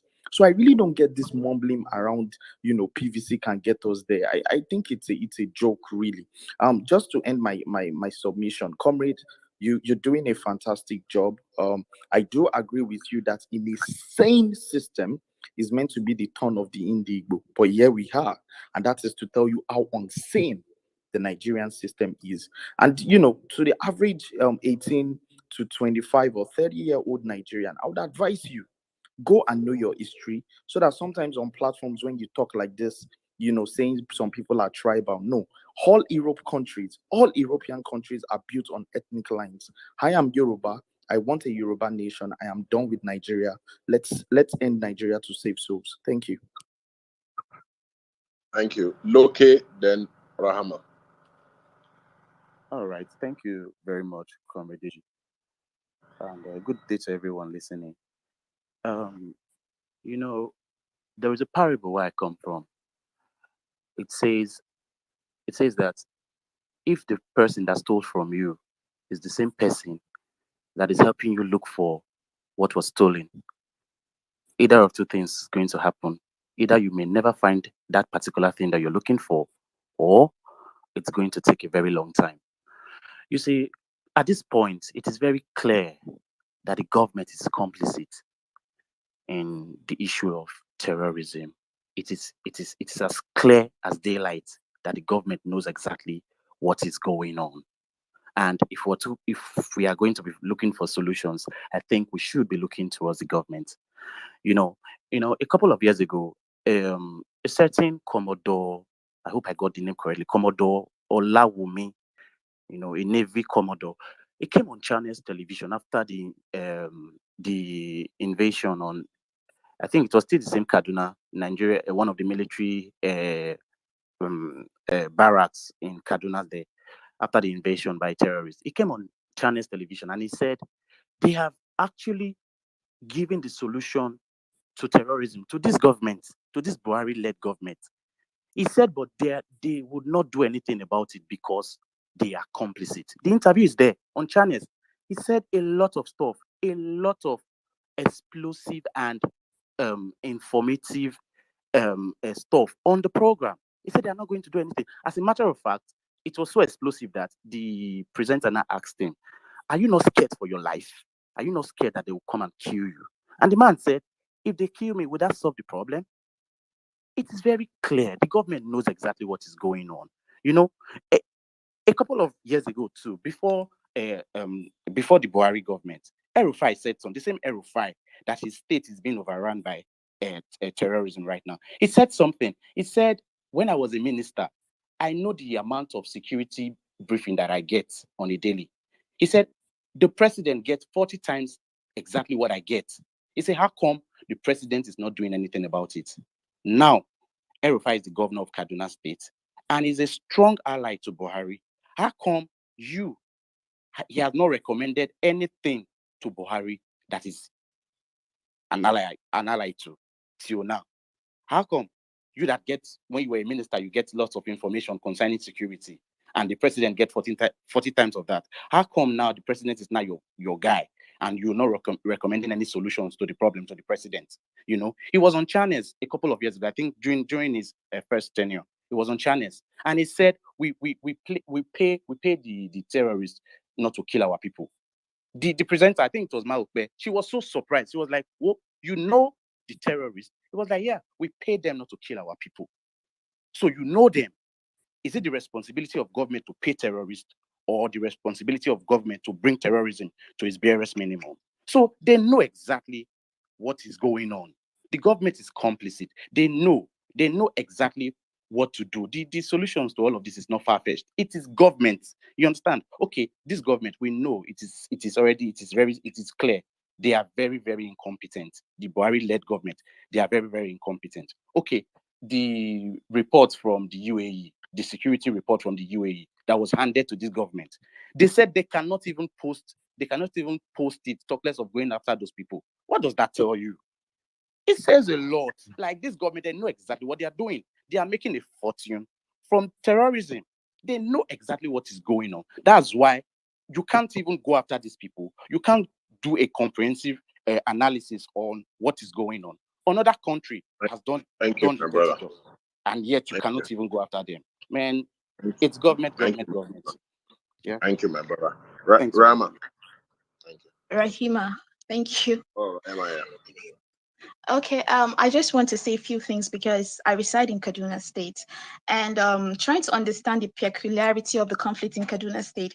I began to make a research sometimes last year, 2 years ago, and I realized that, when we want to solve problems with Nigeria, we don't have to look at the Western world. We have our own culture, and I believe that during the pre-colonial era, there were there were local organization in charge of peace building, like the Hunter Association. Those associations were so observant, and when they see new faces, we are able to identify this face is not from this community. They report to the right authority. But those social cohesion and people being involved in their community, we have lost it since we begin this one Nigeria, a whole thing. We want to leave everything from the government for the government to do.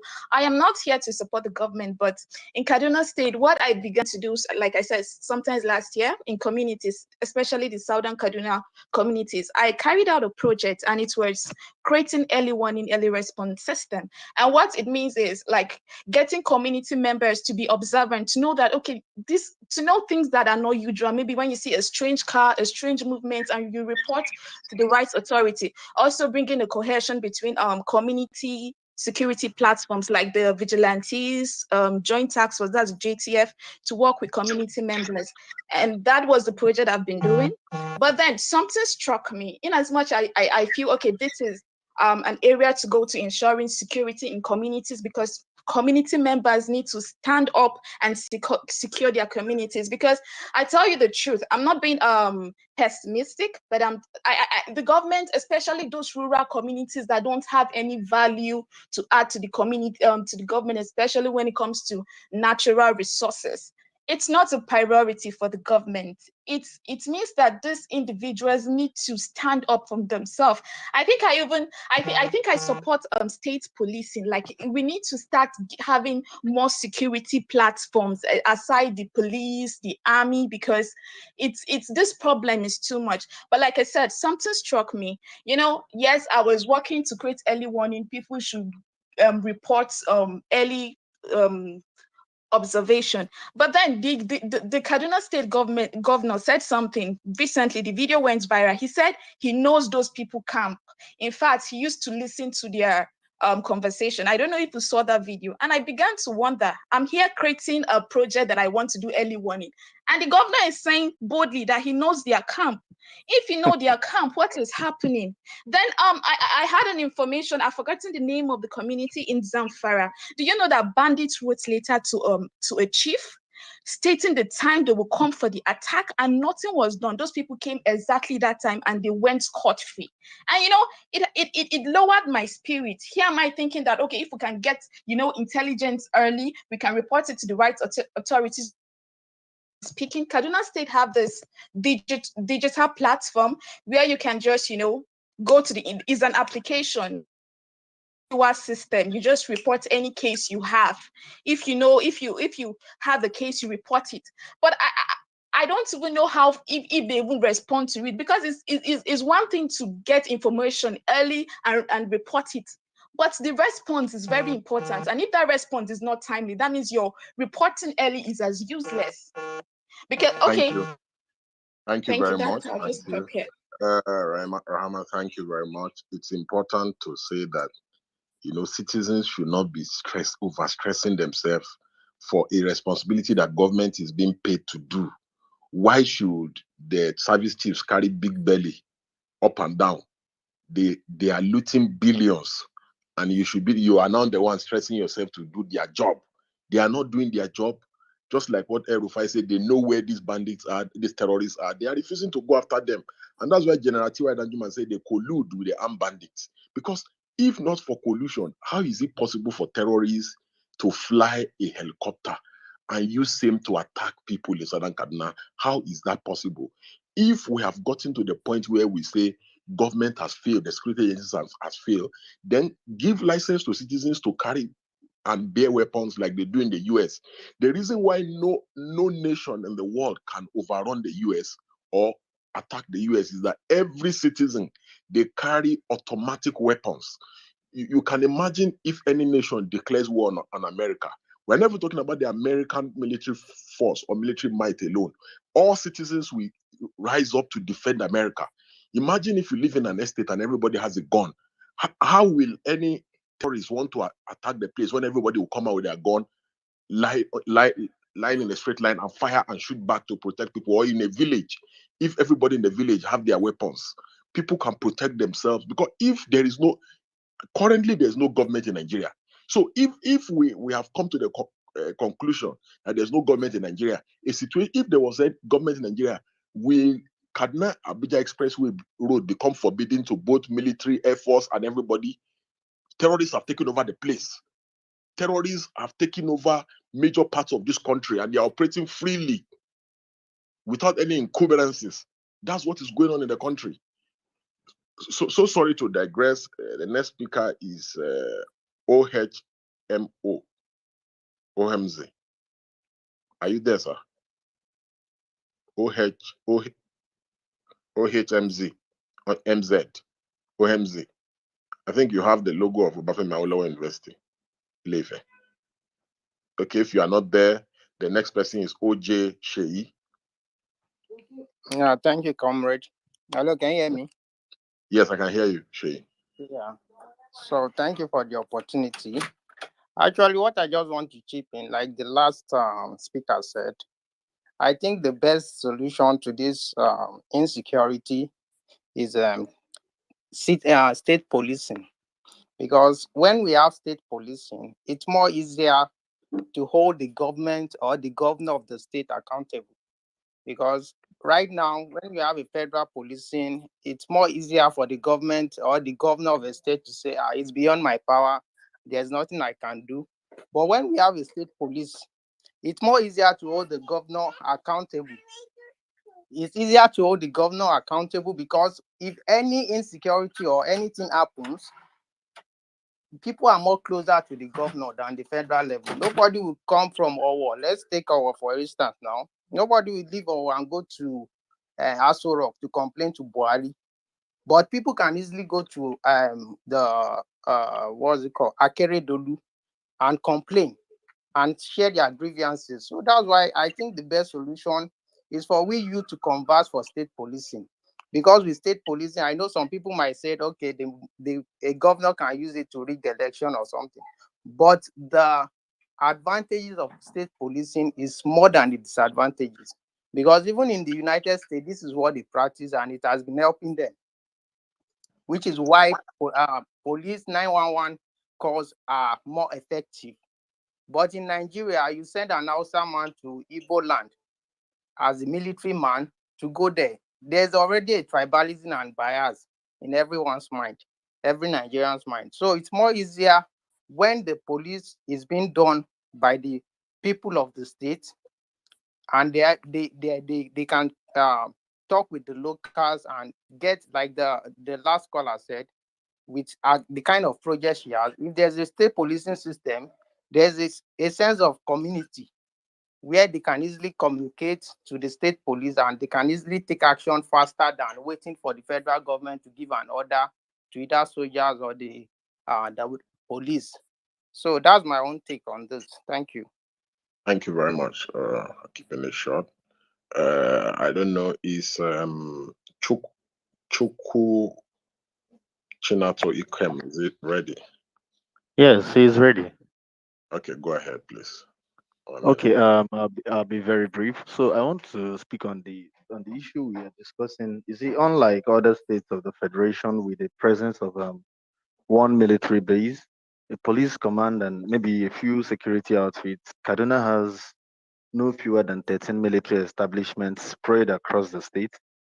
The state is host to the elite first division of the Nigerian Army, Nigerian Army Depot in Zaria, the Armed Forces Command and Staff College Jaji, the Nigerian Defense Industry, the Nigerian Air Force Training School, the Nigerian Police College, the Nigerian Navy School of Armament, the one at Kachia. You know, there is the Nigerian Army School of Legal Services somewhere there in Basawa, Zaria, the NDA, the NDA, the Nigerian Army School of Artillery, Kachia Diodo, and then the Nigerian Army School of Military Police, then the Army Operation Base in Southern Kaduna, and the Infantry School. Many other institutions that are manned by many top officials, and these criminal attacks that has hit almost all establishments we thought were attack proof is continuing to prove one thing, that there is a shared knowledge between the Nigerian political and military elite that the ordinary citizen is not privy to. The brutal attack, the terrorists are always seen in large numbers, breaching securities everywhere from the airports. They attack the airports in columns of motorcycles, rode triumphantly out of the strategic public facility in a show of heroism without any challenge from any quarters, making a mockery of the security system at the airport.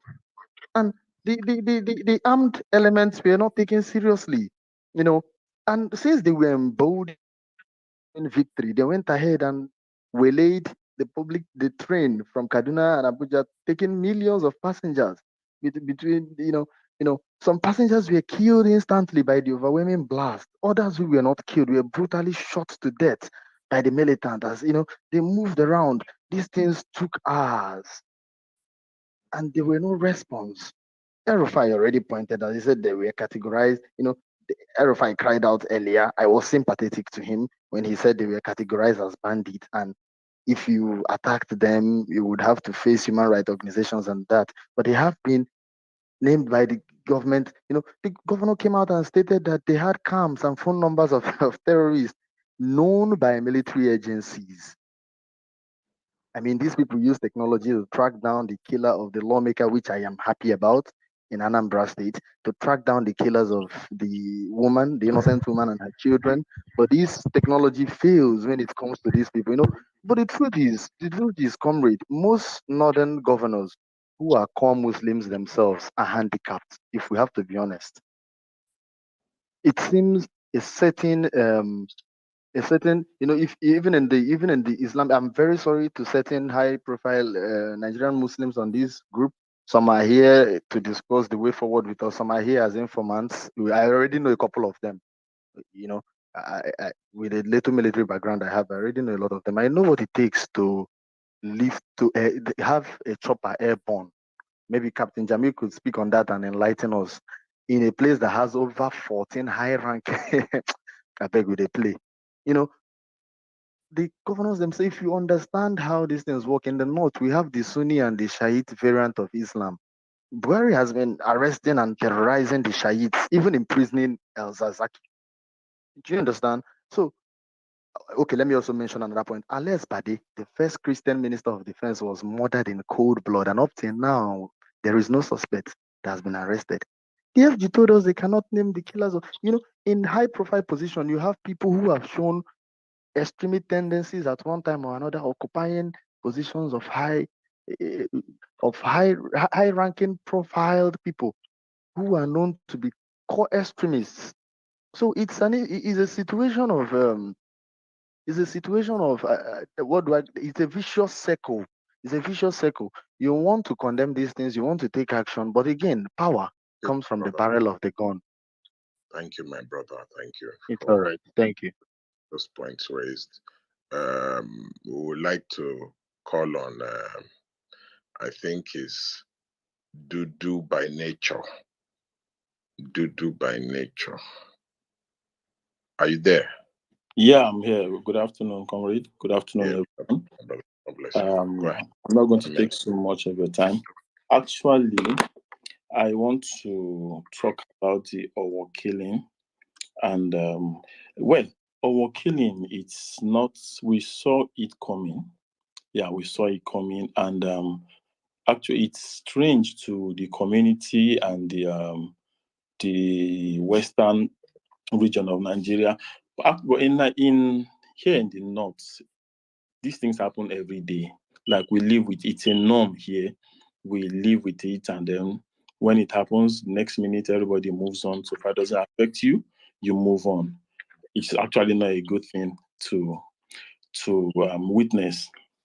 Then when you talk about terrorists and terrorist activities in Kaduna, well, like most speakers have said, the government knows about this. The government is aware. There's this guy, what's his name? Sheikh Gumi has been in contact with these people and nothing has been done to him. He's still working freely. Somebody goes into the forest to talk, to negotiate with terrorists, and he comes out and the government is sitting there doing nothing. And we say we are serious about fighting terrorism. No, I think Nigeria is a joke. The government is a joke. And then lastly, there was one lady that said condemned another lady's argument about one Nigeria. Listen, there is nothing like one Nigeria. I've lived in the north for over 40 years. There is nothing like one Nigeria. That's just the fact. I'm not going to go deep into this, but there is nothing like one Nigeria. Thank you.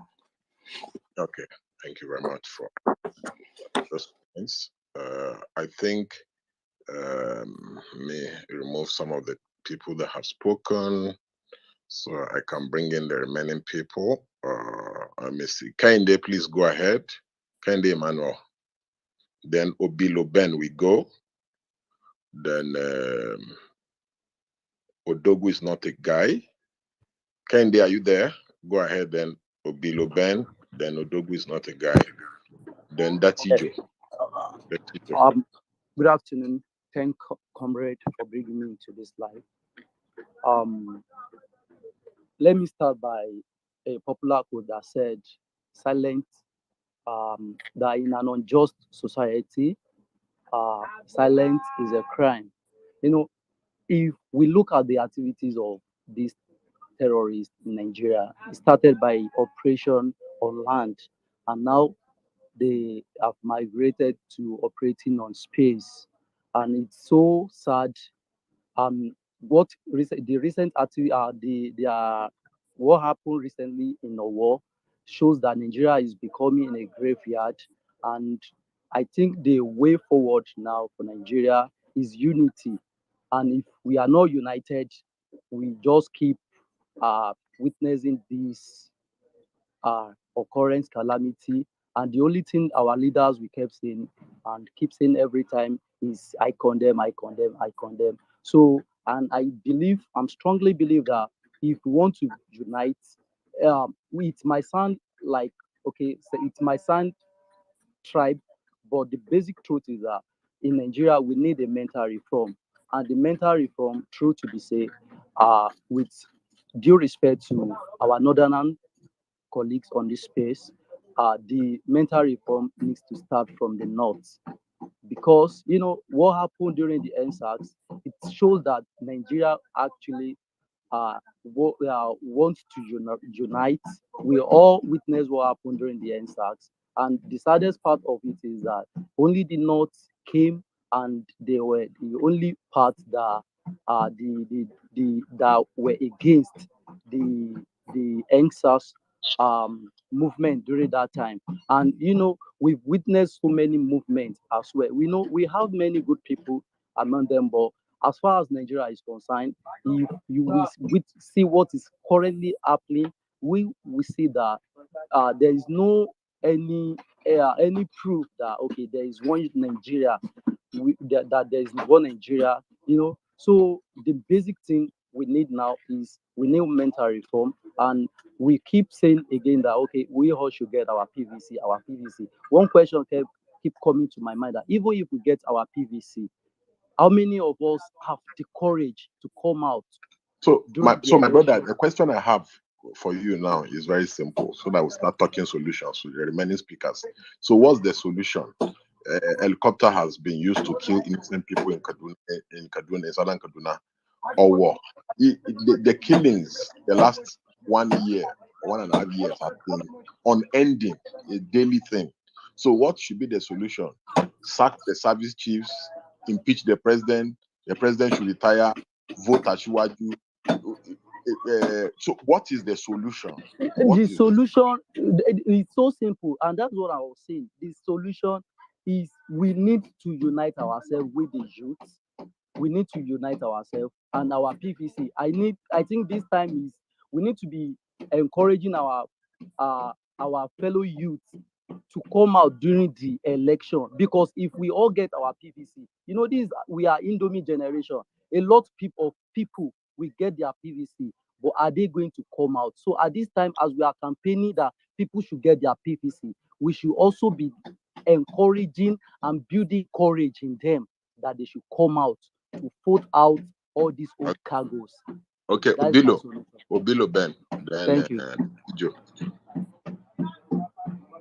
Obilo Ben. Obilo Ben, are you ready? Okay, if Obilo Ben is not ready, Joe, please. You have the floor. Can you hear me? I'm ready. Okay, Obilo, go ahead. Yeah, afternoon, everybody. In regard to what is happening right now in Nigeria, taking consideration the helicopter bombing in Kaduna and our killing, if you look at all these things, you don't need to be told that this is a pure attribute to system failure that everybody has been talking about, that the present government we have in Nigeria as it stands now, they pay no respect. They care less about the lives of its citizens. And this have amounted to this incident, killings, bombing. And worst of it is, these killings are happening. And we are not being updated. We are not being informed. We are not being told that this has happened and somebody like this has been arrested, or we are on the top of the cases. If it happens, it happens. Within a few weeks, everything goes. This is so saddening that we find ourselves in this situation,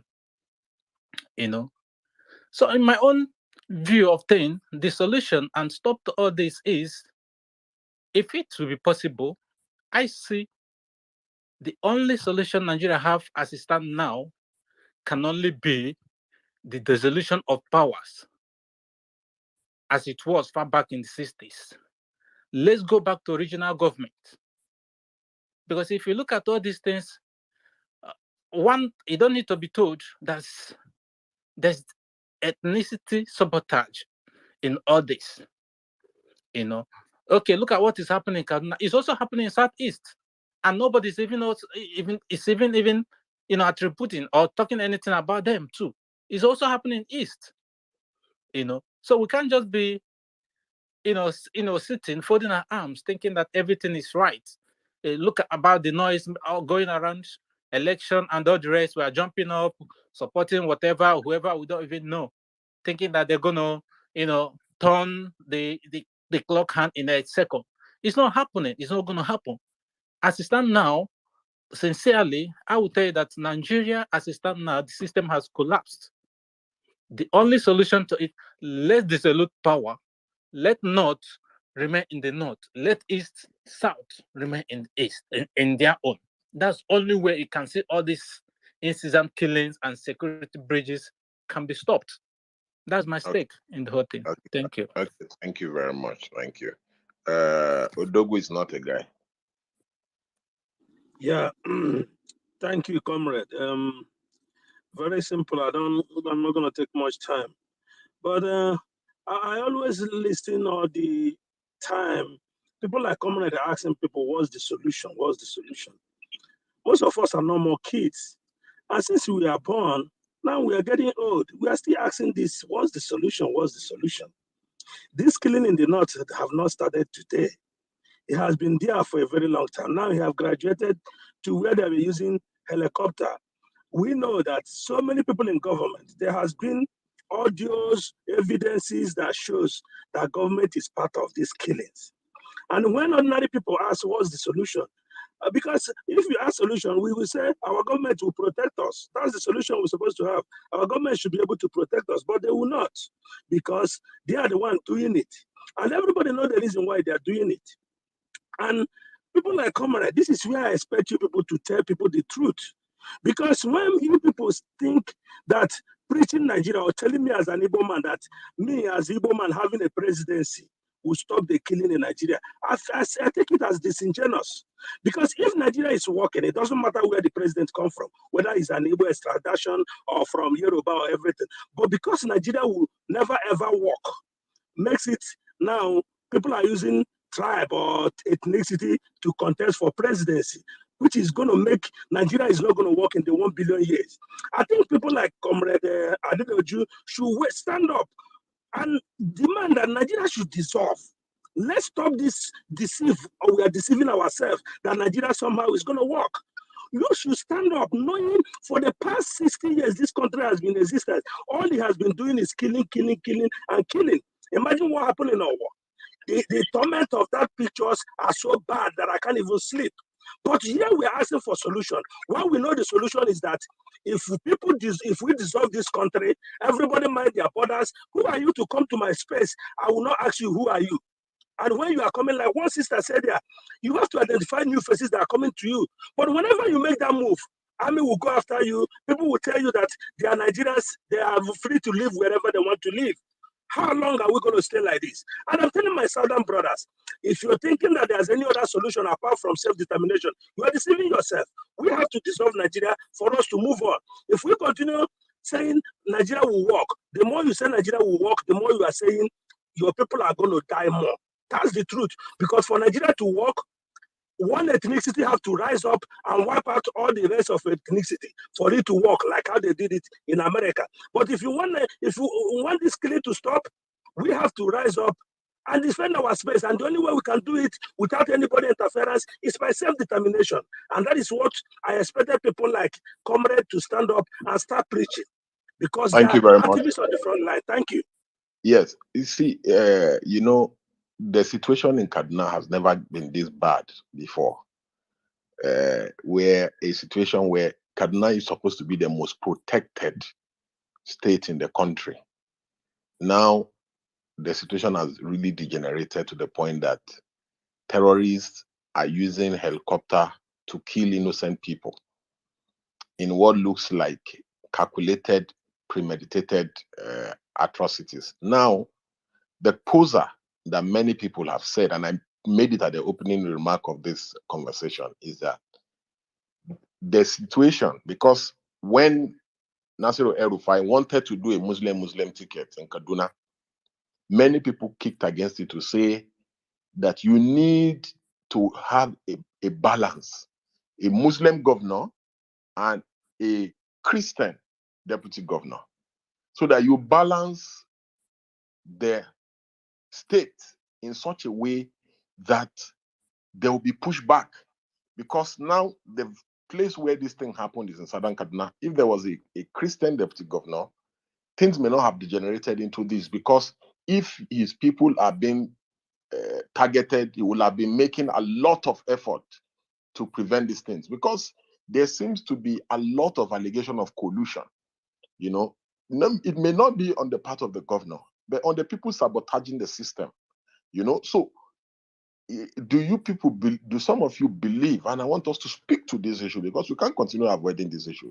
Do some of you believe that the choice of Muslim in Kaduna has further degenerated this or escalated the security situation in Kaduna State? Because whether you like it or not, Kaduna is a combination of both.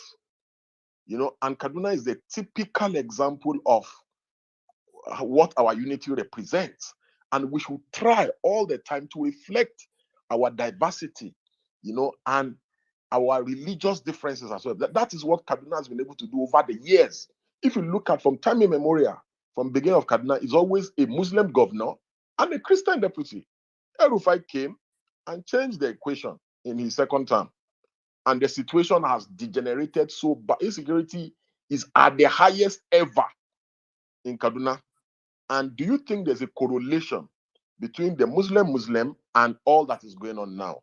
The next speaker is going to be Odogu is not the guy who has spoken. The next speaker is going to be Adam Abdurrahim or something like that. Yeah, Adam. Okay. Good afternoon, everyone. Good afternoon. We've been talking about the issue of insecurity in this country here and there, and emphasizing on the overall killing and that of helicopter in Kaduna. Terrorists using helicopter to kill people in southern Kaduna. We take length discussing about this, but I think, as earlier said by Odogu, we need to find solutions. And one of the solutions we are the youth. It's the youth that need to take part in the governance so as to bring this solution. Let's leave these old men to go and rest in their houses. But how do we do that? We have numerous political parties in Nigeria, and every youth that want to contest now that the president has signed, you're not too young to rule law, so he contests under platform of APC or PDP, and he expects these old people to move and give him space while they have money. They are the most influential in the party. But there are other parties like SDP, Labour Party, and others that the old people are not much there. Why can't the youth march and saturate those parties? If they saturate those parties, they can easily convince the largest population. It's not about money. If you are talking about money, then you are talking of the big parties. Let's come and form a coalition of the youth and join a party. Let the youth across the nation be sensitized in order to make that party excel. I don't think if we do that within 4 years, we can make it to the presidency. But if that party brings at least 45% of offices, even if it is 45 to 50% of offices in the state assembly across the nation, it will make these people come back to their senses. They will be scared. They will know the power of the youth. But we will be saying these people are old, and we will not make any move. The parties, APC and PDP and the rest, are not for the youth. There is no youth to come and use his 100 million to go and buy the presidential ticket, or 50 million or so to buy another ticket. We need to come back to these parties that sell presidential tickets at the rate of that is less than even 5 million. Let's join hands, go there, develop those parties, show these people that we too we can do it. And again, the issue of this interreligious crisis that which some suggested the solution is separating the country. I think Nigeria is like the 5 fingers. The fingers, whenever one is touched, the strength of the other one is reduced. And what we need to do is to sensitize. Before, our forefathers told us that they used to travel across the country. Everywhere you go, irrespective of your tribe or anything, you'll be respected. In fact, if someone from another region visits a region that is not his, he'll be more respected than even someone from that region. Why is that not in us now? One of the major things is not even only the tribe, is the religion. The Hausa man believes even if you are a Hausa man, if you are not a Muslim, so he cannot support you, he has nothing to gain from you. And okay, thank you very much. Thank you very much, my brother. Conley Phillips, you are next. Yes, greetings to all. I'm kind of happy that we're having this no holds barred conversation at this time. My own contribution is I want to sort of connect some of the dots that I've connected. Early in Buhari's administration in 2015, I think it was about a month after his inauguration. Even the day after his inauguration, the man went to Niger Republic. And he was received as a conquering son returning. You see, they gave him a golden sword. So if you check Buhari's ancestry, his father is actually more ties to Niger than Nigeria. It's his mother that is Kanuri. So now, early in that administration, they attacked Riyom and Bakinladi in Plateau State. And all those farms that were taken over, this is 7 years later, they are still grazing cattle on those farm lands. How can you explain that? So people are saying that Buhari's government is complicit. No, it's beyond complicit. Buhari's government is the one funding this terrorism. And some of the dots people need to connect. When Buratai presented Buhari with the flag, they purportedly they collected the flag from terrorists in Zambesa Forest. Buhari received it along with the book, the Quran book that they brought. He didn't receive it as, oh, we've conquered them, or no. He's receiving it as now, what has happened in that transition was that Boko Haram has stopped being a non-state actor. They are now an actual state actor without the uniform. This became evident when they began to mutiny.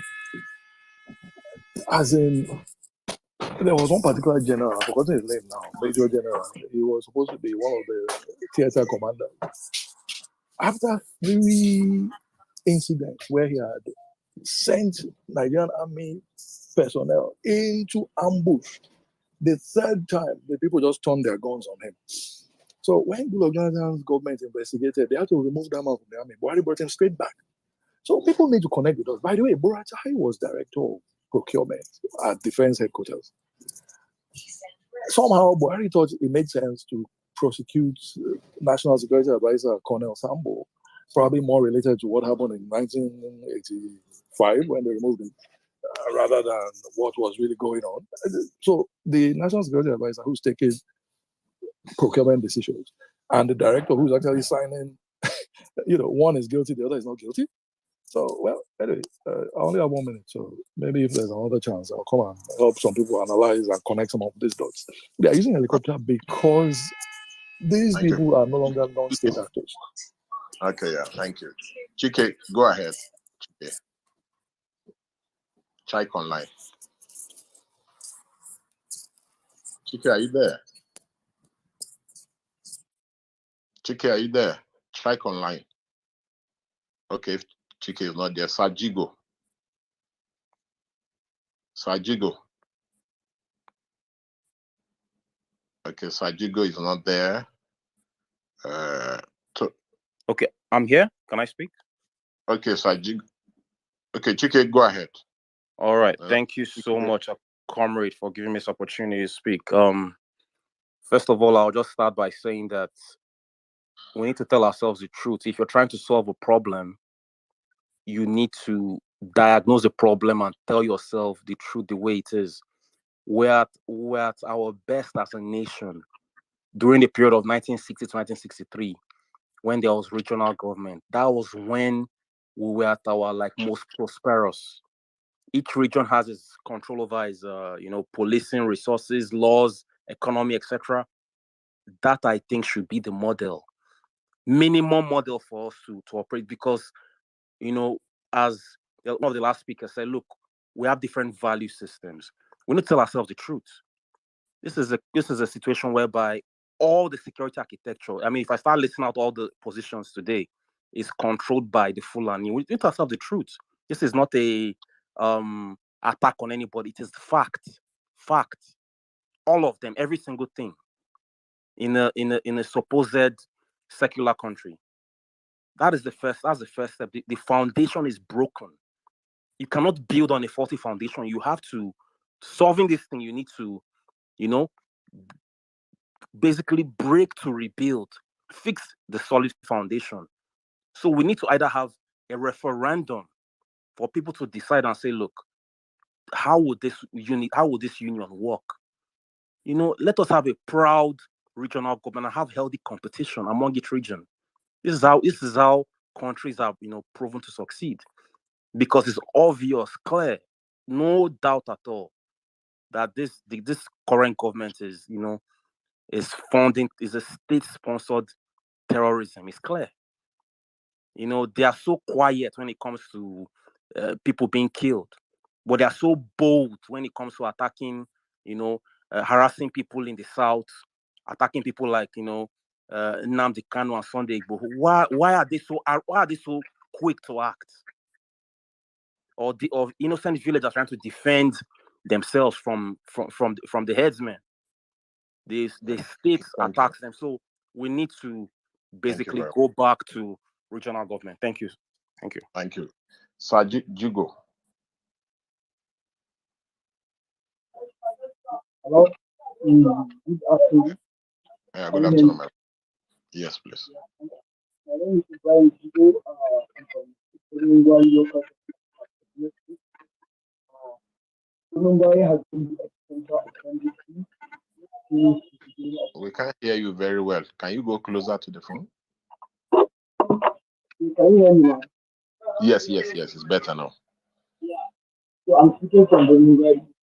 Bunungai has been the center of NDC. And the issue of helicopter attack. This was not the first time the bandits used helicopter attack the young military. If you could remember April 2020, this same bandit. Hello, my brother.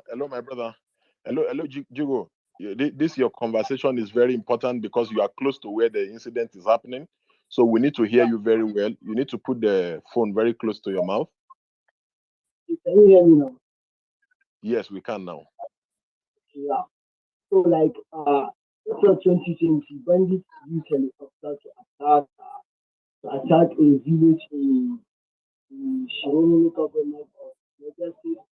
Also, there has been other reports in some parts of the Benue area where locals have been seeing helicopters delivering food and logistics to bandits and many more.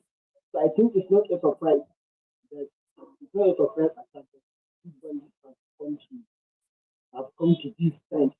And so also, I think if you have been following me and papers, you'll be hearing about Boko Haram cells in Birmingham, right? So it's actually a reality because there are large areas of Birmingham now in Kaduna State, which are being controlled by different, such as the Tabani area, very large areas that are being controlled by Boko Haram. They are called the Ansari. So they live in that area, they share their conflicts, they come and preach. The government is aware of them, the locals are aware of them, everybody is aware of them. But the government have not been doing anything about these people. And the most careful thing is that how these people are being going, how they are going in strength and numbers. Because the locals in that area, the people are declaring them that they are giving them protection against those bandits. So when they join them, bandits will not attack them. But the locals in that area are joining them. I think if you have read the news, bandits have shared logistics during Salah. They will share logistics with people, to the locals in that area. So I think the Northwest is actually in a very, very big danger. It's in large danger because what is coming for the Northwest, I think if there is no any strong government that come into action, what is happening in Northeast and what is happening in Northeast is just healthy because you can't survive bandits at the same time surviving for Thank you very much, my brother Jugo. The summary of what he's saying is that these terrorists, this is not the first time they are using helicopter to attack innocent people. He alleges that there's a compromise and there's a collusion. He alleges complicity on the part of the security agencies, and he's also saying the North is in serious danger. Because we cannot barely hear you, that's why I'm summarizing the things that you have said. Now moving on, because we have less than 10 minutes to go. Okole Nanya, you are next. Thank you, Comrade. Good afternoon, everybody. Thank you. Yeah, so as at this point in time, I think I really do not know who the joke is on, if the joke is on we, the citizens, because I think every handwriting on the wall is bold enough. Every direction is clear enough for us to see and understand that this particular administration is not joking when it comes to what they think is their priority. And it is very simple. Their priority is terrorism. They are using divide and rule. They are using naked power to drive fear into the citizens. And it is really unfortunate that the citizens are yet to wake up from their slumber to understand that the common enemy here is the government, and in particular, this current government. I remember in the past administration, when the last administration attempted to fight some Boko Haram members, this particular president and some northern elites were shouting that, oh, they are killing our people, they are killing our brothers, they are not terrorists, they are freedom fighters. How do you elect a government that says people that kill are freedom fighters and you don't expect them to carry on that legacy? When Buhari was busy appointing only his kinsmen into sensitive positions, we were shouting and some people called us whalers. If somebody that came in and all the military apparatus, he put his brothers, what were we thinking this person was about to do? I think the simplest thing for us to do now as citizens is shut the country down. The Arabs protest for months until they get what they want. The unfortunate thing is, as youth, we feel, oh, we'll sit down and somebody will come and give us this country and say, oh, take. No, these same evil people in power, they fought in their youthful days. If we don't fight now that we have the power, we would have lost it. We can't fight when we are old. I think we need to understand our common enemy are these people that have been there for years. We need to fight. We need to shut this country down. Nobody goes to work, both private, both public. Let us face it once and for all. Thank you so much.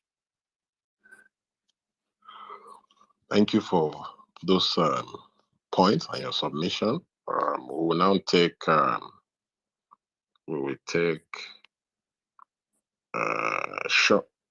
Sean Evil Vision something.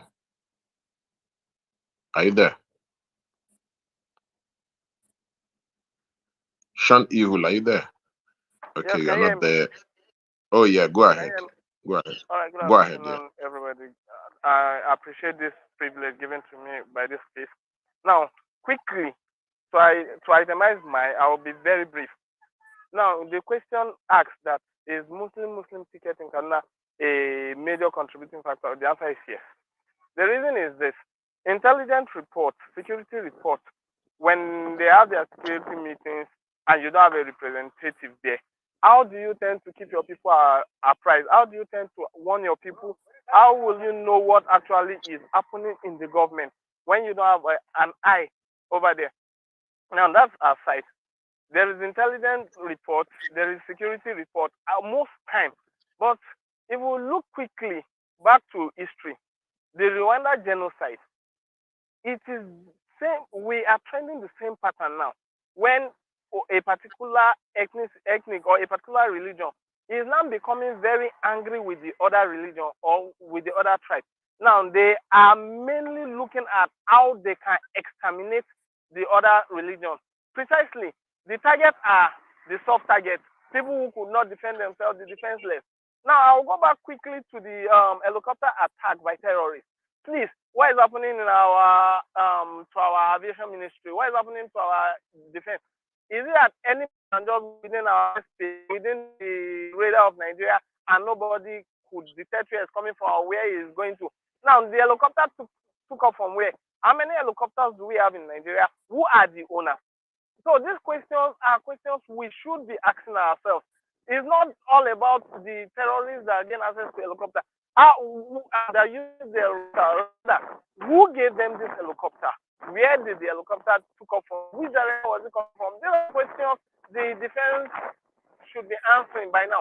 But it's not surprising if the so-called bandit or X-Men could attack Jaji and adopt Major General. So you will not, like you rightly say, comrade, most of these attacks are premeditated. They are pre-arranged. See, it's just arranged. So this the way forward, like one of the speaker earlier said, is let every region man its security. And I will still encourage if comrades, people like you and your likes can help us to agitate for regional government. Let everybody be responsible for your security. Because if we keep looking on this government, they've already failed. Every apparatus of government has failed us as individuals. When people talk about you doing this, you doing that, let me be honest with you. I'm a youth. I'm in my late 30s. But today, as I'm talking to you, no youth is ready to take up responsibility. Rather, every youth is looking at the government as a national cake where everybody goes to feed on, where everybody goes to fetch it on. So the truth is, let's go back to regional government where everybody man their security. When I was growing up, my dad used to tell us a story about forest guards, this, that. Now, where our forest guards? This is where you know that the state called Nigeria has failed and failed woefully. Now, look at what's happening currently in the kind of farmer. Thank you very much. Thank you, my brother. So Abido F. Abido F, are you there? Abido F, are you there? Okay, if Abido F is not there, Osayande. Yeah, thank you very much, Comrade Deji. Thank you for the good works you're doing. We are seeing it. Thank you. I really need to thank you. Without much ado, let me quickly add mine succinctly. You see, talking about security in Nigeria, let's not play the ostrich here. We all know what is happening in Nigeria. When we are beating around the bush, it will not help issue. Now, it is known globally that when insurgency lasts more than 24 to 48 hours, the government of the day has a hand in it. Terrorism, as a matter of fact, is a multi-million dollar industry. A lot of people are making money from this industry. The government of the day has an hand in it. You cannot tell me that, a supposed terrorist group will use an helicopter to go and bomb a certain community, and the government does not know who is involved. They know. They are the sponsors and they are the beneficiaries. We know those that come out openly, even on media, to say they know these bandits. They meet with them, they discuss with them. The likes of Sheikh Gumi, we know these people, but we are just playing the ostrich. It is time we start to agitate for regional government, like the other speaker said. And another thing is this, like Natasha earlier said, they are also using the divide and rule tactics. When it's time for election like this, they want to remind us of our differences. That I'm a Benin man, I'm from the south, I'm a Christian, I'm not a Muslim. They want to create problem in between the average Nigerian youth, so that we'll begin to see our differences more than our similarities. But there's no gainsaying to say that Nigeria is the typical definition of a failed state. What more can we say? Is either we end Nigeria now or Nigeria will end us. That is just the plain truth. Thank you very much. Thank you very much for that contribution. The last speaker for today is going to be OHMZ. I tried to earlier, you were available. Yeah. Good afternoon, everyone. Thank you very much for giving me the opportunity, Mr. Deji. Okay, Abido, go after him, Abido. Go after him. The truth is that everyone has spoken, and I align with most of the speakers. The government that is headed by Muhammadu Buhari is the sponsor of terrorism in Nigeria. Before they came into power, they always said that the attack on Boko Haram was an attack on Fulani people, both Buhari and El-Rufai. So I served in Kaduna. That was like 2008, 2009. And I lived in Fadan Karishi in the southern part of Kaduna in Sanga local government. Then I even used to travel from Benin to Kaduna then, even at night. There was a travel I made and I got to Fadan Karishi 11 p.m. It was safe then, we travel on road. Now I was in Lagos last April. I couldn't travel from Lagos to Benin by road. Even when they increased that flight, I had to buy flight ticket for me and my family, four seats, on the plane. And because of the insecurity, Melafia said it. Everything Melafia said, may so rest in peace, is what is happening now. Nobody take any information serious in Nigeria. The other commodore, the Navy commodore that spoke on Channel TV the other day, he made so many revelations that there was a person that they were investigating in terrorism, a suspect, and all the information was passed to this government. The person is currently in the government, serving under Muhammad Buhari's government. So what are we talking about? Every arrow points to the fact that terrorism is being sponsored. Helicopter is like pregnancy. You can't hide it. Nobody can fly an helicopter in secret to go and bomb a place. And where is the helicopter? Where did they land? Where and he went back to base. Like nobody knew, nobody traced it, nothing, and they just go like that. Look at what happened in our war. They went there with their hands, shoot everyone, and went home with their hands in their pockets, stroll back out. Nothing. There's no resistance from anywhere. We only hear from after they have left. We hear on the news that security have been deployed there to restore normalcy. What normalcy? When people have been killed, what normalcy are you going to restore to the family of the dead? You know, the thing is really, really appalling. The way things are just, look at the way the country is just messed up. It's like nothing, unless Nnamdi Kanu speak. That's when you see they go after him. If Igboho speak, they go after him. That's when you know that there's a government. But when other things are happening, it's as if there's no government. It's as if Buhari is not there. His ears are not, it's not working. He doesn't hear what is happening, you know? And now they are living. And people, I saw a video of people dancing on the street and happy that Tinubu has gotten the ticket. It is when they won the ticket. Tinubu wanted the ticket. He now went back to Ogun and say, look at they want to collect what belongs to us or Yoruba interest.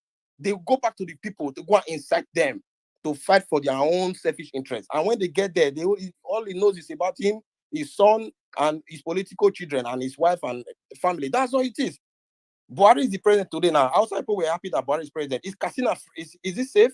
So I'm appalled when I see Nigerians, especially youth, going through ethnic line to make decision to vote.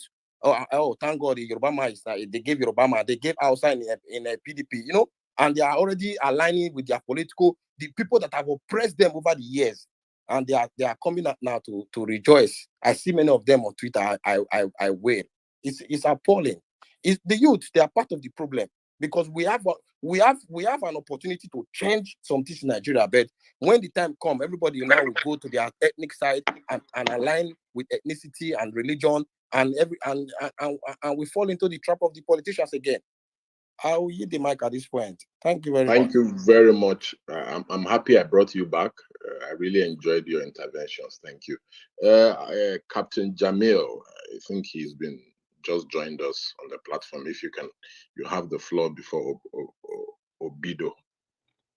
Give us your professional perspective, brother. Yes, comrade, good afternoon. Thank you so much for, this space.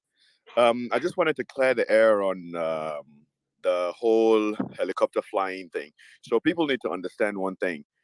Choppers are not like fixed wing airplanes. Fixed wing airplanes are planes that actually need a runway before they fly. So normal procedure would be you call air traffic control, you tell them who you are, you tell them how many people are on board, you tell them the amount of fuel you have.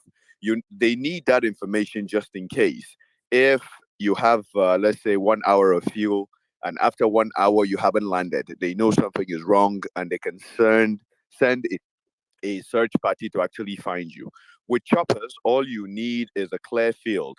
You don't. The normal thing to do is really quick and give information just like a fixed wing airplane would do, but if the terrorists actually have access to choppers, they don't need any clearance from ATC. They can actually fly anytime they want, and ATC would see them on radar and try to contact them.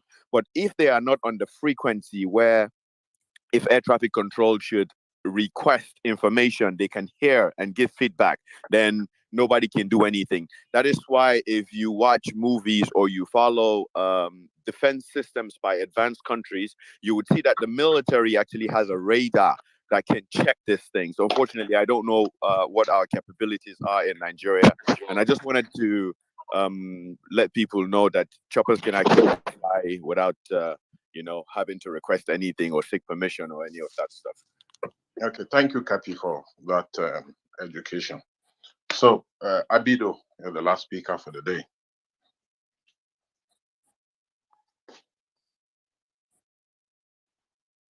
Abido, are you there? Abido, are you there? Okay, she's not there.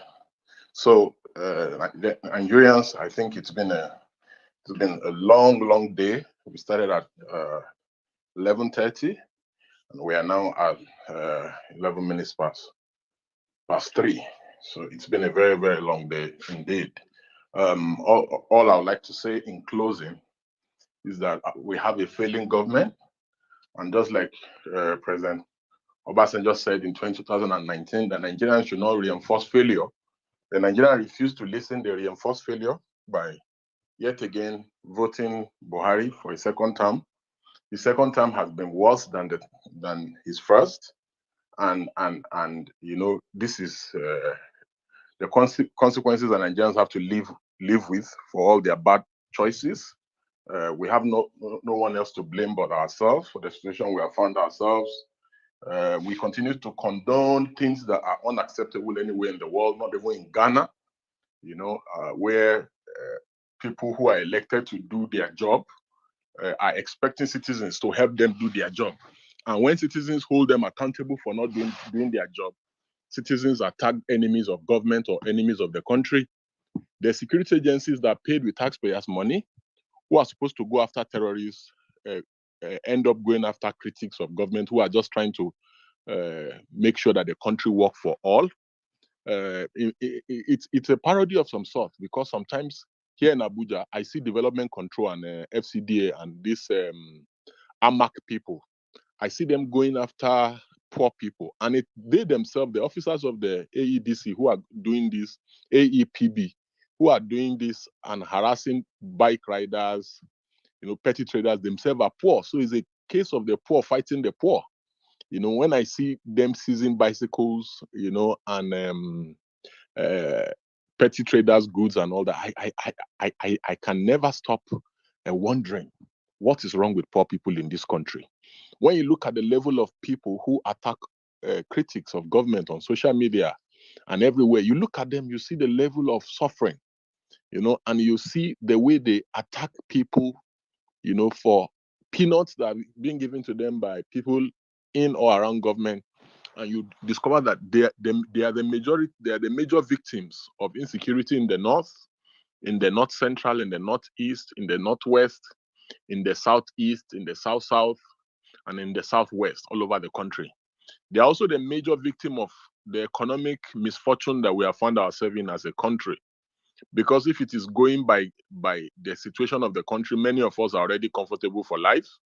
The only reason why we are speaking is because we just want a country that works for all, you know. And if it is by even compromising, if many of us decide to compromise, we will be the biggest winners.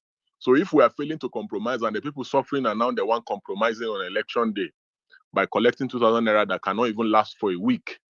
You know, I saw a practical example when we went for the first election of Rotimi Akeredolu in Ondo, where people were being given 5,000 naira polling units. And it was what the remark they were making is Edano Kesebe. In Yoruba, it means take this money so that you can go and cook stew.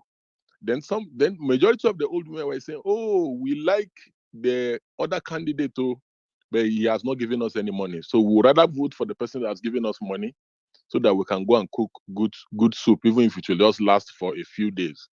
But however, the repercussion of the 5,000 naira is long lasting. It can result into a terrorist attack in a church. It can result into a terrorist attack, as we have witnessed in southern Kaduna. It can result into the dollar moving from 180 naira to 610, which invariably affects all goods and prices in the country. Again, it can move into fuel scarcity and other products like diesel now moving to record high, and other economic indices being affected as well. So it's on this note that I will appeal to all Nigerians to go and get their PVC. Everybody should get involved in protecting votes, in talking to one, and making a choice that you know you can live with. We don't want to be here again in another 4 years to say we told you so, just like we have spent the next 7 years saying. But indeed, we indeed told Nigerians so in 2015 that this was going to be the eventual outcome if people voted the way they did. However, people went ahead and still voted for Buhari, believing that Buhari was going to offer some form of change. Again, in 2019, when we re-echoed our warnings, many Nigerians refused to listen to us. They felt we were the haters of Buhari. But now, just like one of the last speakers said, the people most affected by insecurity in the country are even from the zone where the president comes from. You cannot point to any significant thing that President Buhari has done for his people, except daily killings, daily abductions, and all forms of insecurities in the country. So it's on this note that, again, it is also important to say that the escalation in Kaduna in particular, is closely linked to what many people have regarded as the Muslim ticket that was forced on the people of the state. Because if there was a Muslim governor, like we have always witnessed it in Kaduna, and a Christian deputy governor, there will have been a pushback from the Christian, because even if the deputy governor cannot do anything, he will go and be crying to the governor. Oh, Your Excellency, they are killing my people. Oh, Your Excellency, if the governor refuses to listen, he can grant interview. If he doesn't grant interview, the people of the place will start shouting, we have a deputy governor in government house. What are you doing? They are killing our people. So it is also very important for us in our deeds, in our actions, to ensure religious tolerance, tribal tolerance, ethnic tolerance. Let no region seek to dominate over another. And this is why many of us have canvassed for equity for Southeast. Let no religion dominate over another. Because if you look at Section 10 of our Constitution, that Nigeria is a secular state and that all religious interests must be factored in. Anybody who seeks to say otherwise, but trying to get Christians to dominate Muslims or Muslims to dominate Christians, the person is not being fair to this country. And the person is not being fair to Muslims and is not being fair to Christians. The person is not being fair to Igbos or being fair to people from the Northeast or from the North Central. Everybody should be an equal stakeholder in this country. All interests matter in this country. And it is this unity, it is this equity that many of us will continue to preach, whether anyone likes it or not. It's on this